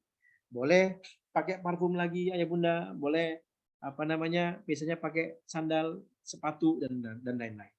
Karena musim dingin di sana ya silakan pakai kaos kaki. Sudah dibolehkan ketika selesai tahallul ya. Baik. Sekarang di Mekah nanti ngapain? Di Mekah Bapak Ibu akan mengunjungi tempat-tempat manasik haji. Ayah bunda akan diajak ke Jabal Sur ya. Akan ke tempat Jabal Sur. Kemudian dari Jabal Sur ayah bunda akan dibawa ke tempat Arafah ya. Ada Jabal Rahmah, tempat bertemunya Sayyidah Hawa dan Nabiuna Adam alaihissalam ya. Kemudian akan ke Masjid Namerah juga di situ. Kemudian akan ke Muzdalifah dan Mina. Setelah itu pulang lagi akan berkunjung ke Ja'ranah, akan melakukan umroh yang kedua. Baik, sekarang ada pertanyaan begini, Ustadz, umroh yang kedua ini buat siapa? Yang pertama boleh buat diri sendiri, ya. Yang kedua boleh mengumrohkan orang lain. Orang lain ini yang gimana kriterianya, Ustaz? Oke, orang lain ini kriterianya pertama orang yang sudah meninggal dunia. Kita punya bapak yang sudah meninggal dunia, boleh diumrohin. Ya. Kemudian siapa lagi yang kedua? Orang yang sakit parah, yang secara medis tidak ada harapan untuk sembuh. Sudah koma ini. Kita udah punya saudara udah koma gitu kan. Itu boleh andaikan mau diumrohin, namanya badal. Umroh ngebadalin orang nih Pak. Umroh badal. Contoh misalnya, orang tua saya udah nggak ada, bapak saya udah nggak ada. ketika umroh kedua nanti, jadi Bapak Ibu di hari yang sama, di pagi hari akan berangkat menuju Arafah, Muzdalifah, dan Mina. Nanti sekalian mampir ke Ji'ranah, akan mengambil mikot di sana. Ya, untuk siapa? Bisa buat diri sendiri atau untuk orang lain. Coba Bismillah, ikutin saya ya. Niat umroh buat diri sendiri. Bismillahirrahmanirrahim. Labbaik Allahumma umratan. Nah, itu umroh diri sendiri. Atau boleh baca doa sama-sama yuk. Bismillahirrahmanirrahim. Nawaitul umrata wa ahramtu biha kurbatan lillahi ta'ala. Itu umroh diri sendiri. Baik. Kalau umroh buat orang lain bagaimana caranya Ustaz? Nanti juga akan dipandu sama ustadznya. Coba kita contohin ya. Bismillahirrahmanirrahim. Nawaitul umrata wa ahramtu biha an fulan bin fulan. Sebutin nama orang tua atau nama siapa yang ingin kita umrohin. Kurbatan lillahi ta'ala. Labbaik Allahumma umrotan an. Sebutin nama yang kita umrohin. Jadi begitu ya. Ini umroh kedua, ada fasilitas dari Deku Travel. Ayah bunda akan city tour di kota Mekah. Kemudian akan mampir ke Ji'ranah untuk mengambil mikot untuk umroh yang kedua. Bagaimana Ustadz seandainya kami pengen ngumrohin lagi nih yang ketiga? Boleh nggak? Boleh. Kemana tempatnya? Ke Tan'im. Ada Masjid Sayyidah Aisyah di sana. Nanti bisa diminta arahannya kepada mutawif. Naik apa biasanya? Naik taksi, Pak. Naik taksi dari hotel menuju Tan'im. Kalau tidak salah ya sekitar 40 sampai 50 rial. Bisa patungan dengan teman-teman tuh 5 orang misalnya berarti 10-10 gitu ya. Nanti taksi ini akan menunggu Bapak Ibu semuanya. Datang ke Masjid Tan'im, kemudian Bapak Ibu turun untuk sholat sunnah ihram 2 rakaat di Masjid Sayyidah Aisyah, kemudian membaca niat di Tan'im. Niatnya tadi, nawaitul umrata wa ahramtu biha an, siapa yang pengen dibadalin. Kemudian setelah itu masuk ke taksi berangkat ke kota Mekah melanjutkan tawaf sa'i dan tahallul. Itu namanya umroh badal. Gitu ya Bapak Ibu. Ustadz, fisik saya lemah, saya pengen ikut city tour saja, pengen ke Arafah, Muzdalifah, dan Mina saja. Boleh, nggak apa-apa. Tapi ketika baca niat nanti, nggak usah ikut-ikutan. Soalnya kalau ayah bunda udah ikut membaca doa niat, itu sudah berlaku niat umrohnya. Bapak Ibu harus tawaf sa'i dan tahallul. Sehingga yang hanya ikut city tour saja, tidak usah membaca niat yang dilafadzkan oleh pembimbing maupun oleh jamaah yang pengen mengumrohkan saja. Ada yang bilang begini, Ustadz, saya hanya pengen ini aja Ustadz, pengen umroh diri sendiri aja, belum mau mengumrohkan orang lain. Boleh, nggak apa-apa. Ustadz, saya mau mengumrohkan orang lain. Boleh, nggak apa-apa. Ustadz, saya nggak mau ikut, saya pengen itikaf saja. Saya alhamdulillah Ustadz, umroh sudah berkali-kali, setiap setahun bisa 3 kali, 4 kali. Saya udah biasa city tour dan saya sudah tahu mohon izin, saya tidak ikut Ustadz, saya pengen itikaf di Masjidil Haram. Boleh nggak? Boleh, asal konfirmasi. Kalau nggak konfirmasi kasihan, yang lain nungguin di bis kok nggak turun-turun ibu ini. Bapak ini kok nggak turun-turun. Usahakan tepat waktu ya ketika berada di sana nanti. Jam sekian meeting point-nya jam 8 kumpul di lobi hotel, silakan turun. Andaikan berhalangan, Pak Ustadz, kasih tahu aja. Saya nggak bisa ikut ya. Saya mau itikaf. Saya nggak bisa ikut karena saya lagi haid. Saya nggak bisa ikut dan seterusnya. Ya, baik. Selanjutnya, memperbanyak ibadah sunnah terutama tawaf. Tawaf apa Ustadz? Tawaf sunnah namanya. Tawaf sunnah seperti apa Ustadz? Nah, karena begini Bapak Ibu, kondisinya sekarang ini di Masjidil Haram itu tidak boleh ada yang masuk ke pelataran Ka'bah kecuali menggunakan pakaian ihram. Sehingga ayah bunda, khususnya yang bapak-bapak, kalau ibu-ibu bebas. Ibu-ibu pasti diizinkan masuk ke pelataran Ka'bah. Tapi untuk bapak-bapak tidak bebas ini. Kalau bapak-bapak pengen tawaf sunnah di dekat Masjidil Haram, di dekat Ka'bah, maka silakan pakai pakaian ihram. Dari hotel pakai pakaian ihram, niat tawaf sunnah. Tawaf sunnah bagaimana Ustaz niatnya? Nawaitu tawafas sunnah qurbatan lillahi ta'ala. Saya niat tawaf sunnah karena Allah Ta'ala putar 7 kali, kemudian baca doa tawaf, sholat 2 rakaat di belakang makam Ibrahim, selesai. Tanpa perlu ada sa'i dan tahallul. Nah, itu namanya tawaf sunnah ya. Tawaf sa'i dan tahallul itu ketika ayah bunda niat tawaf umroh, sa'i dan tahallul dilakukan. ngambil di mikot dan lain-lain. Tapi setelah itu selesai, setelah tahallul selesai, keesokan harinya atau di malam harinya, Ustadz, saya masih pengen tawaf lagi. Itu namanya tawaf sunnah. Lakukan tawaf sunnah 7 putaran, harus menggunakan baju ihram supaya bisa melaksanakan tawaf sunnahnya di samping Ka'bah. Bagaimana Ustadz kalau pengen tawaf sunnah tapi nggak pakai baju ihram? Ya, nanti risikonya di lantai 2, ya nggak apa-apa. Tapi agak jauh, coba pernah juga Bapak Ibu. Lihat tuh lantai 2 masjidnya. Nanti keliling di situ Pak. Sepanjang itu keliling untuk tawaf sunnah, berapa putaran, 7 putaran. Ya tinggal dihitung berapa kilo kan. Kurang lebih sekitar mungkin 7 kiloan lebih ya. Begitu ya Bapak Ibu. Silakan untuk yang bapak-bapak, tawaf sunnahnya dilakukan dengan menggunakan pakaian ihram. Untuk ibu-ibu bebas masuknya kapan saja boleh ya. Nah, ini di Masjidil Haram. Selanjutnya, tawaf wada. Tawaf wada ini bagaimana Ustaz tawaf wada? Biasanya kalau lagi masa normal Bapak Ibu, tawaf wada ya pakai pakaian yang mau dibawa ke bandara. Kayak saya sekarang pakai baju putih, ya udah tawaf wada pakai baju putih. Sama seperti tawaf sunnah, cuman beda doanya saja, beda niatnya saja. Tawaf wada itu sebelum pulang ke Indonesia. Tawaf muter 7 kali, doa di belakang Maqam Ibrahim, habis itu berpisah tuh sama Ka'bah. Kalau sudah tawaf wada, jangan ada aktivitas di dalam masjid lagi. Kalau hanya sekedar sholat karena mepet dengan waktu check out, ya sholat dulu sebentar, nggak apa-apa, habis itu pulang ke hotel, langsung pulang. Jadi kalau sudah tawaf wada, tidak ada aktivitas lagi dalam Masjidil Haram. Ya, langsung meninggalkan masjid dan siap-siap check out. Yang kedua, tidak dilanjutkan dengan sa'i. Itu tawaf wada ya. Bagi yang melakukan monggo silakan.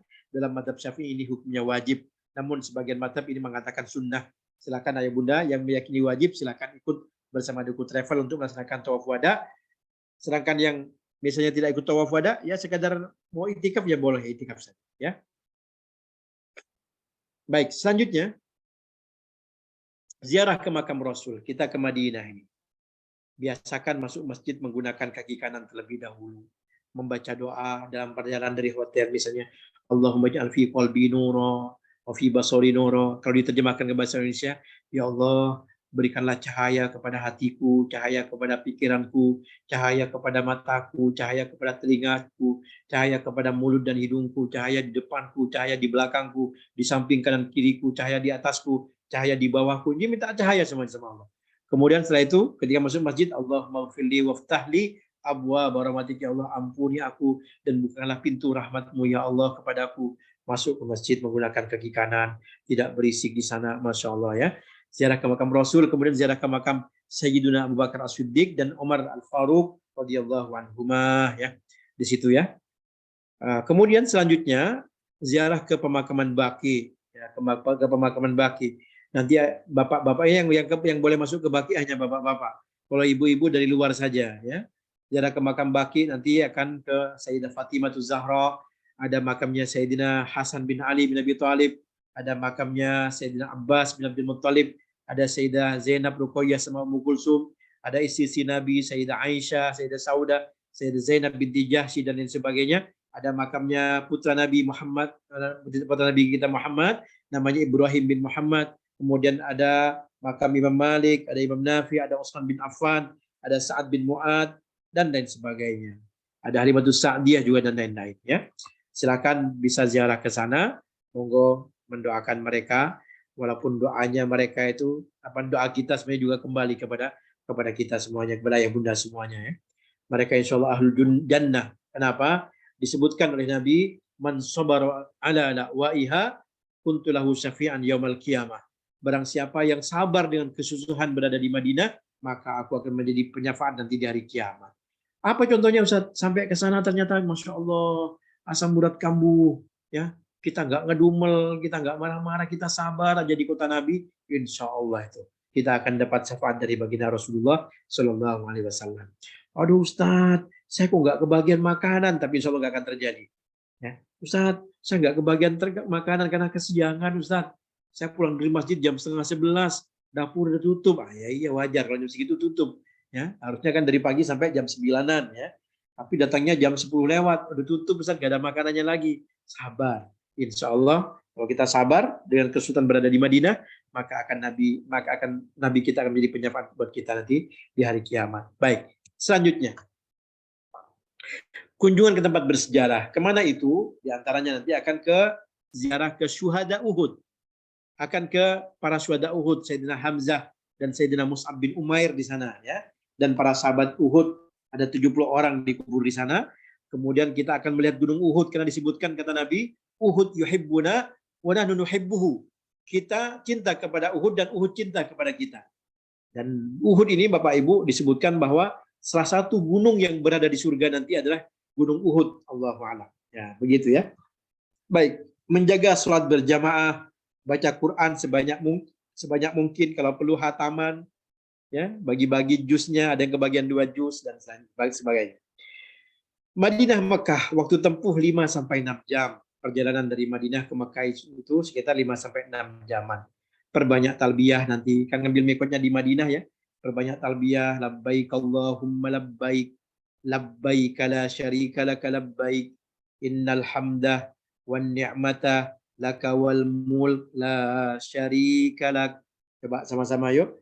Labbaik Allahumma labbaik, Labbaik labbaik Allahumma la labbaik. syarika laka labbaik, Labbaik la syarika laka labbaik. innal hamda wan Innal hamda ni'mata laka wal mulk la laka wa syarika lak. la syarika lak. Jadi kalimat labbaik pakai tasdid ya mbaknya, labbaik Allahumma labbaik. Ayah bunda yang kami muliakan, coba kita renungkan kalimat labbaik. Jangan salah jadi albaik ya Bapak Ibu. Albaik itu nama makanan di sana kayak McD gitu ya. Tapi punya Saudi ini, albaik namanya. Jadi labbaik Allahumma labbaik. Orang Arab itu kalau manggil anaknya, biasanya punya anak namanya Mahmud. Mahmud, dia akan menjawab labbaik ya abi. Labbaik, aku sambut panggilanmu wahai abi. Jadi kalimat labbaik Allahumma labbaik ini ayah bunda coba renungkan. Aku sambut panggilanmu ya Allah. Aku sambut panggilanmu ya Allah. Jadi ayah bunda nih akan berangkat di tanggal 14 melaksanakan ibadah haji maupun umroh ya. Ini bukan kebetulan. Ya Ustadz, gara-gara saya dapat pensiunan Ustadz sekian ratus juta saya bisa umroh. Iya Ustadz, karena saya dapat arisan Ustadz saya bisa umroh. Iya Ustadz, saya dapat voucher, ternyata dapat voucher umroh. Bukan itu. Sebenarnya, apa Ustadz? Itu panggilan Allah. Bapak Ibu akan menyambut panggilan Allah. Ya, insya Allah mudah-mudahan kita semuanya, ya bunda semuanya, termasuk yang menyambut panggilan Allah ini. Ya, ini sedang dipanggil sama Allah untuk berkunjung ke sana. Bapak Ibu yang dirahmati Allah, kaum muslimin di atas muka bumi ini kurang lebih sekitar 1,5 miliar. 1,5 miliar kaum muslimin. Dan kalau ditanya mereka itu pengen nggak ke kota Makkah untuk haji dan umroh? Pengen semuanya. Pengen semuanya. Loh kenapa kok Allah pilih kita? Kok pilih ayah bunda? Ya. Padahal di luar sana, Masya Allah, ada sahabat-sahabat kita, saudara-saudara kita, secara fisik, secara finansial lebih kuat daripada kita. Secara ibadah, Masya Allah, kita punya ustadz, belum berangkat umroh, belum berangkat haji. Masya Allah, tiap malam beliau berdoa kepada Allah, ya Allah, berikan kesempatan kepadaku, ya Allah, untuk sujud di depan Ka'bah. Tapi belum kepilih. Kenapa kok ayah bunda yang dipilih? Kenapa kok kita yang dipilih berangkat ke sana? Ada apa? Gitu ya. Oh, subhanallah, ini kita sedang menyambut panggilan Allah. Seolah-olah Allah berkata kepada kita, full, ya, kamu tuh banyak dosa, dan saya pengen kamu minta ampun kepadaku langsung di depan rumahku. Seperti itu Bapak Ibu, makanya bersyukur kepada Allah. Banyak bersyukur kepada Allah, insya Allah ayah bunda termasuk orang-orang yang dipanggil oleh Allah Subhanahu Wa Taala berkunjung ke rumahnya. Ya, Masya Allah. Jadi bukan sebuah kebetulan, bukan kebetulan karena dapat pensiun dan lain-lain, dapat gusuran dan lain, tidak. Karena Allah sedang memanggil ayah bunda semuanya. Makanya oleh karena itu yuk bersihkan niat dari sebelum keberangkatan sampai di sana nanti. Makanya kalimat labbaik Allahumma labbaik, aku sambut panggilanmu ya Allah. Ya. Innal hamda, sesungguhnya pujian, wan ni'mata, ya, kenikmatan, wal mulkah dan kekuasaan, lakah hanya punyamu ya Allah. Jadi ayah bunda, ada di antara kita manusia, pengen nggak dipuji, suka nggak dipuji, suka Ustaz. Suka nggak dikasih nikmat sama Allah, dikasih kaya, dikasih rezeki banyak, suka Ustaz. Suka nggak dikasih kekuasaan, jadi ini jadi itu, suka nggak? Suka Ustaz. Baik. Kadang ada orang di luar sana untuk mendapatkan pujian, untuk mendapatkan nikmat, untuk mendapatkan kekuasaan pakai cara-cara yang haram. cara-cara yang salah. Oleh karena itu ayah bunda, ketika nanti tawaf, ya, ketika nanti perjalanan dari Madinah menuju Mekah, membaca labbaik Allahumma labbaik, tanamkan dalam hati. Sesungguhnya selama ini orang muji-muji saya. Sesungguhnya selama ini nikmat yang saya pakai. Sesungguhnya selama ini kekuasaan, jabatan yang saya terima saat ini hanya milikmu, ya Allah. Hanya milikmu, saya nggak ada daya, nggak ada apa-apa. Ya, kita akan jadi dimuliakan sama orang, dihormati sama orang karena Allah nutup aib kita. Coba Allah membuka aib kita kayak apa? Ya, makanya ketika innal hamda wa ni'mata laka wal mulk la syarikalah. Tidak ada sekutu bagimu. Kenapa? Kita akan melihat batu-batu di sana. Ya, ada Ka'bah. Kita bukan menyembah Ka'bah. La syarikalah, tidak ada sekutu bagimu. Engkau yang hanya kami sembah, ya Allah. Seperti itu ayah bunda. Jadi kenikmatan, kemudian pujian dan kekuasaan itu hanya dari Allah dan hanya milik Allah Subhanahu wa taala. Sehingga ayah bunda nanti sepulang umroh karena sering membaca talbiyah, maka sudah hilang tuh sifat kesombongannya, hilang sifat bakhilnya, hilang sifat angkuhnya. Karena apa? Semua itu kita dapatkan dari Allah Subhanahu wa taala. Bisa saja Allah akan menarik itu kapan saja. Bisa saja tidak dalam hitungan jam, bisa dalam hitungan detik Allah cabut semuanya. Nikmat-nikmat yang Allah berikan kepada kita. Oleh karena itu, yuk kita banyak bersyukur ya. Dengan membaca talbiyah tadi coba kita renungkan makna di talbiyah itu sendiri ya. Kemudian istirahat di bis. Nanti ada info tambahan nih. Ada azan 6 kali setiap hari. Ustaz, bukannya azan 5 kali. Enggak, di sana 6 kali. Kapan Ustaz? Menjelang tahajud, menjelang subuh. Jadi untuk sholat subuh itu di sana ada adzan 2 kali. Adzan pertama, zaman itu untuk ngebangunin orang-orang sholat tahajud. Yang mau buka puasa, yang mau sahur silakan sahur ya. Adzan pertama, adzan kedua, adzan subuh. Ya. Itu yang pertama. Yang kedua, sholatnya agak panjang dan lama. Jadi jangan kaget kalau seandainya di musola atau di masjid ayah bunda, di sekitar komplek ayah bunda, imamnya hanya baca Al-Ikhlas sama Al-Falaq dan An-Nas gitu kan, yang pendek-pendek. Nanti jangan kaget kalau seandainya di sana, khususnya di hari Jumat pagi, yang dibaca suratnya panjang, ya. Ada sujudnya, sujud tilawah. Makanya nanti ayah bunda, perhatikan kata-kata saya ini, ingat-ingat ya. Nanti ketika di hari Jumat pagi, insya Allah nanti, ketika imam lagi baca Quran, tiba-tiba Allahu Akbar. Dan itu lama. Itu bukan sedang ruku, itu sedang sujud tilawah. Makanya kalau imam lagi baca fasjud, ada kalimat fasjud itu, maka sujudlah, karena beliau sudah membaca ayat Al-Quran yang ada surat sujudnya. Surat sajadah namanya ya. Ada ayat-ayat sajadah. Coba dibuka aja di Google ya. Ayat sajadah apa sih? Gitu kan. Berarti imamnya sedang sujud. Sujud tilawah namanya. Nah, sujud, kemudian bangun lagi melanjutkan ayat Quran yang dibaca. Contoh misalnya. Ini misalnya, tapi bukan ayat sajadah. Alif lam mim dzalikal kitabul la raiba fihi hudan lil muttaqin. Tapi nggak ada kalimat sujud di sini. Anggap aja ada kalimat sujudnya. Sujud dia. Habis sujud bangun lagi. Dzalikal kitabul la raiba fihi hudan lil muttaqin. Dibaca lagi lanjutannya. Jadi kan gitu nanti. Baru itu ruku lagi, Allahu Akbar ruku, kemudian i'tidal ya. Biasanya di rakaat pertama tuh kayak gini benar. Itu adanya di hari Jumat pagi di Masjidil Haram. Itu namanya ayat sajadah yang dibaca dan imam beserta makmum juga sujud. Ternyata ayah bunda, waktu kami ke sana kemarin, banyak para jamaah. Bukan hanya orang Indonesia saja, jamaah dari berbagai negara, ketika imam membaca kalimat fasjud, pada nggak sujud. Ya. Padahal itu sujud tilawah. Ya gitu ya. Pada nggak paham juga. Baik. Yang ketiga, sholat jenazah setiap usai sholat fardu. Jadi baik di Mekah maupun di Madinah, Bapak Ibu akan melihat sholat jenazah setiap sholat 5 waktu. Ustadz, saya kan nggak ngerti bahasa Arab, Ustadz. Itu laki-laki atau perempuan, udah jamaah aja laki-laki. Gitu. Biasanya lebih dari 1 jenazah biasanya. Ustadz, emang kok banyak banget setiap waktu ada yang meninggal, emang ada yang seperti itu, Ustadz? Iya, karena daerah Madinah itu ya dikuburkannya di sana, disolatkannya di Masjid Nabawi. Ibarat kata ada orang Jakarta yang meninggal dunia, disolatkan di Istiqlal. Baik orang Jakarta Barat, Jakarta Timur, Jakarta Selatan, Jakarta Utara. Kan di hari itu yang meninggal dunia, maka dibawa ke Istiqlal. Seperti itu. Sehingga di Masjid Nabawi maupun Masjidil Haram tidak pernah sepi dengan sholat jenazah. Baik itu dari penduduk lokal maupun dari penduduk dari jamaah haji maupun umroh. Ya. Nah, ini sudah tambahan. Ustadz, gimana sholat jenazah? Boleh nggak dilakukan? Sangat kami anjurkan ayah bunda ikut sholat jenazah. Kenapa? Karena pahalanya seperti gunung Uhud. 1 kirot ya. Dan 1 kirot itu gedenya seperti gunung Uhud. Sayang kalau seandainya pahala yang besar ini tidak dilakukan. Apalagi sholat jenazah dilakukan di Masjidil Haram. Seperti apa? 100.000 kali sholat kan? Masya Allah. Sayang kalau ini dilewatkan ya bunda ya. Baik. Selanjutnya, semoga tercapai umroh yang makbulah. Baik, sampai di sini. Barangkali ada yang mau bertanya, silakan.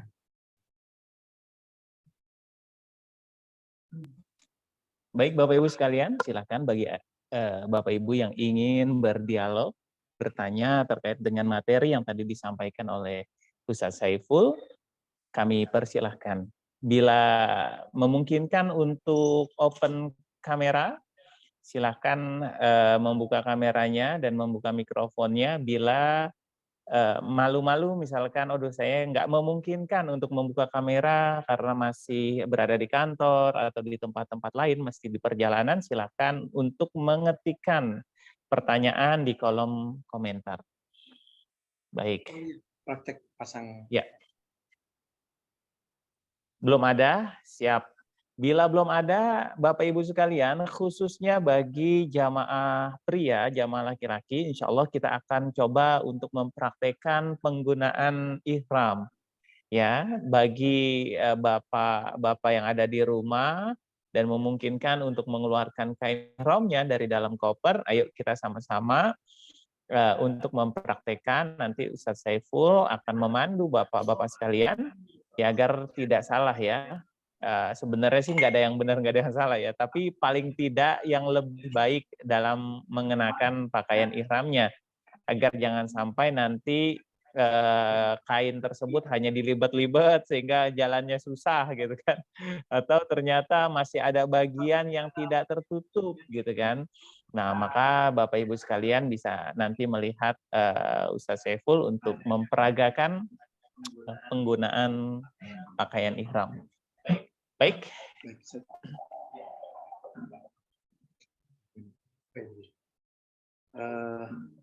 Kalau seandainya ada pertanyaan dari ayah bunda, saya sepertinya sudah masuk grupnya ya, sudah masuk grup. Ada nomor saya di situ, silakan ditanyakan saja, bisa japri atau bisa disampaikan di grup ya. Misalnya Ustaz, hukumnya ini bagaimana, caranya bagaimana, silakan bisa japri ke nomor saya. Kalau boleh catat boleh di 0813 187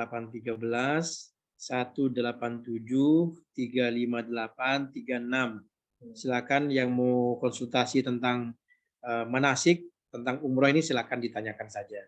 Di 0813 187 358 36. Monggo, insya Allah 24 jam. Monggo kalau mau ditanya ya.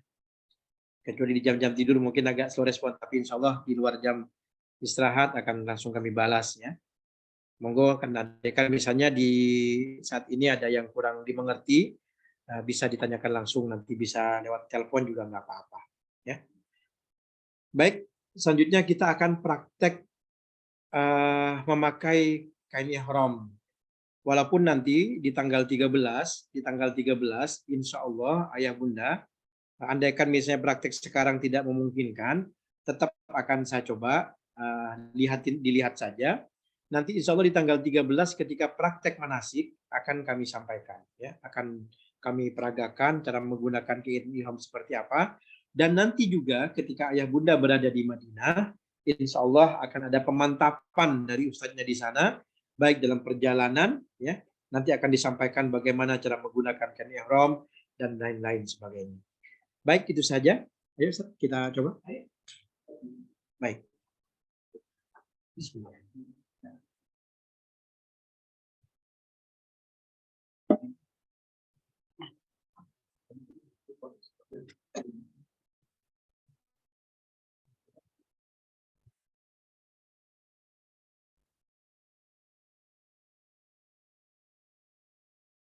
Kain ihram ada 2 lembar ya. Ini khusus bapak-bapak. Kalau yang ibu-ibu sudah pakai pakaian biasa saja. Yang penting pakai kaos kaki, yang menutup muka sama telapak tangan. Kalau yang bapak-bapak, kan Ini.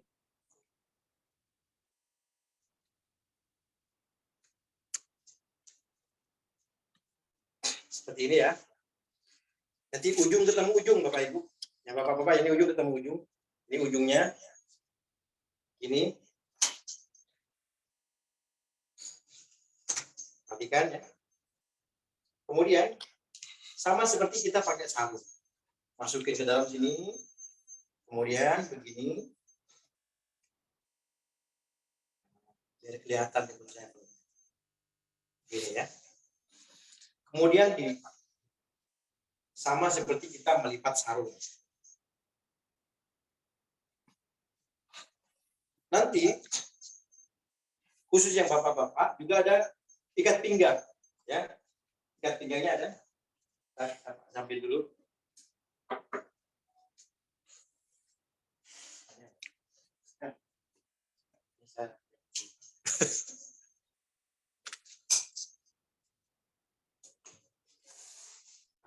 Ya.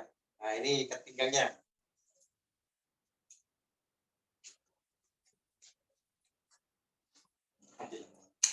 Ini ya Pak ya. Bapak-bapak perhatikan. Ikat pinggangnya dipakai insya Allah aman. Ini mau lompat-lompat insya Allah aman. Aman. Kemudian ini juga aman Pak. Karena banyak lapisan di sini. Sehingga seandainya nongkrong lihat batu cincin juga aman. Begini ya.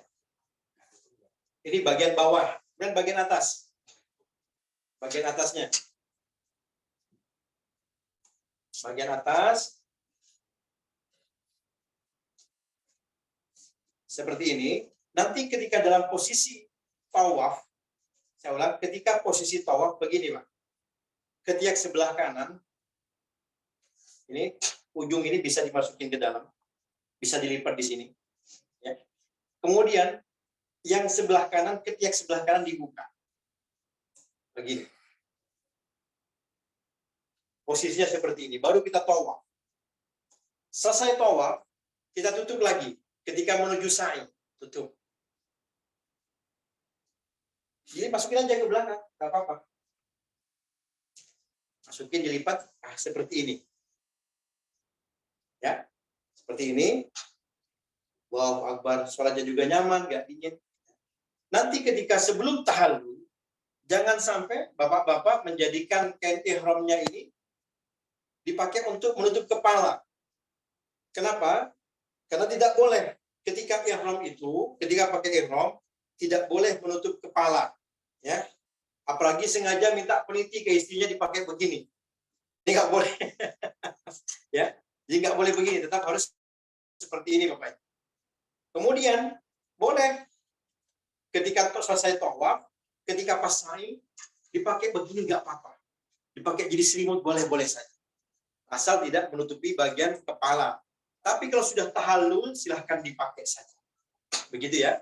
Silakan nanti dipraktekkan di rumah. Ini kain yang kedua bisa dimasukin ke sini ya. Kemudian begini. Baik, kita tambah lagi, ada mati sedikit lagi Bapak Ibu.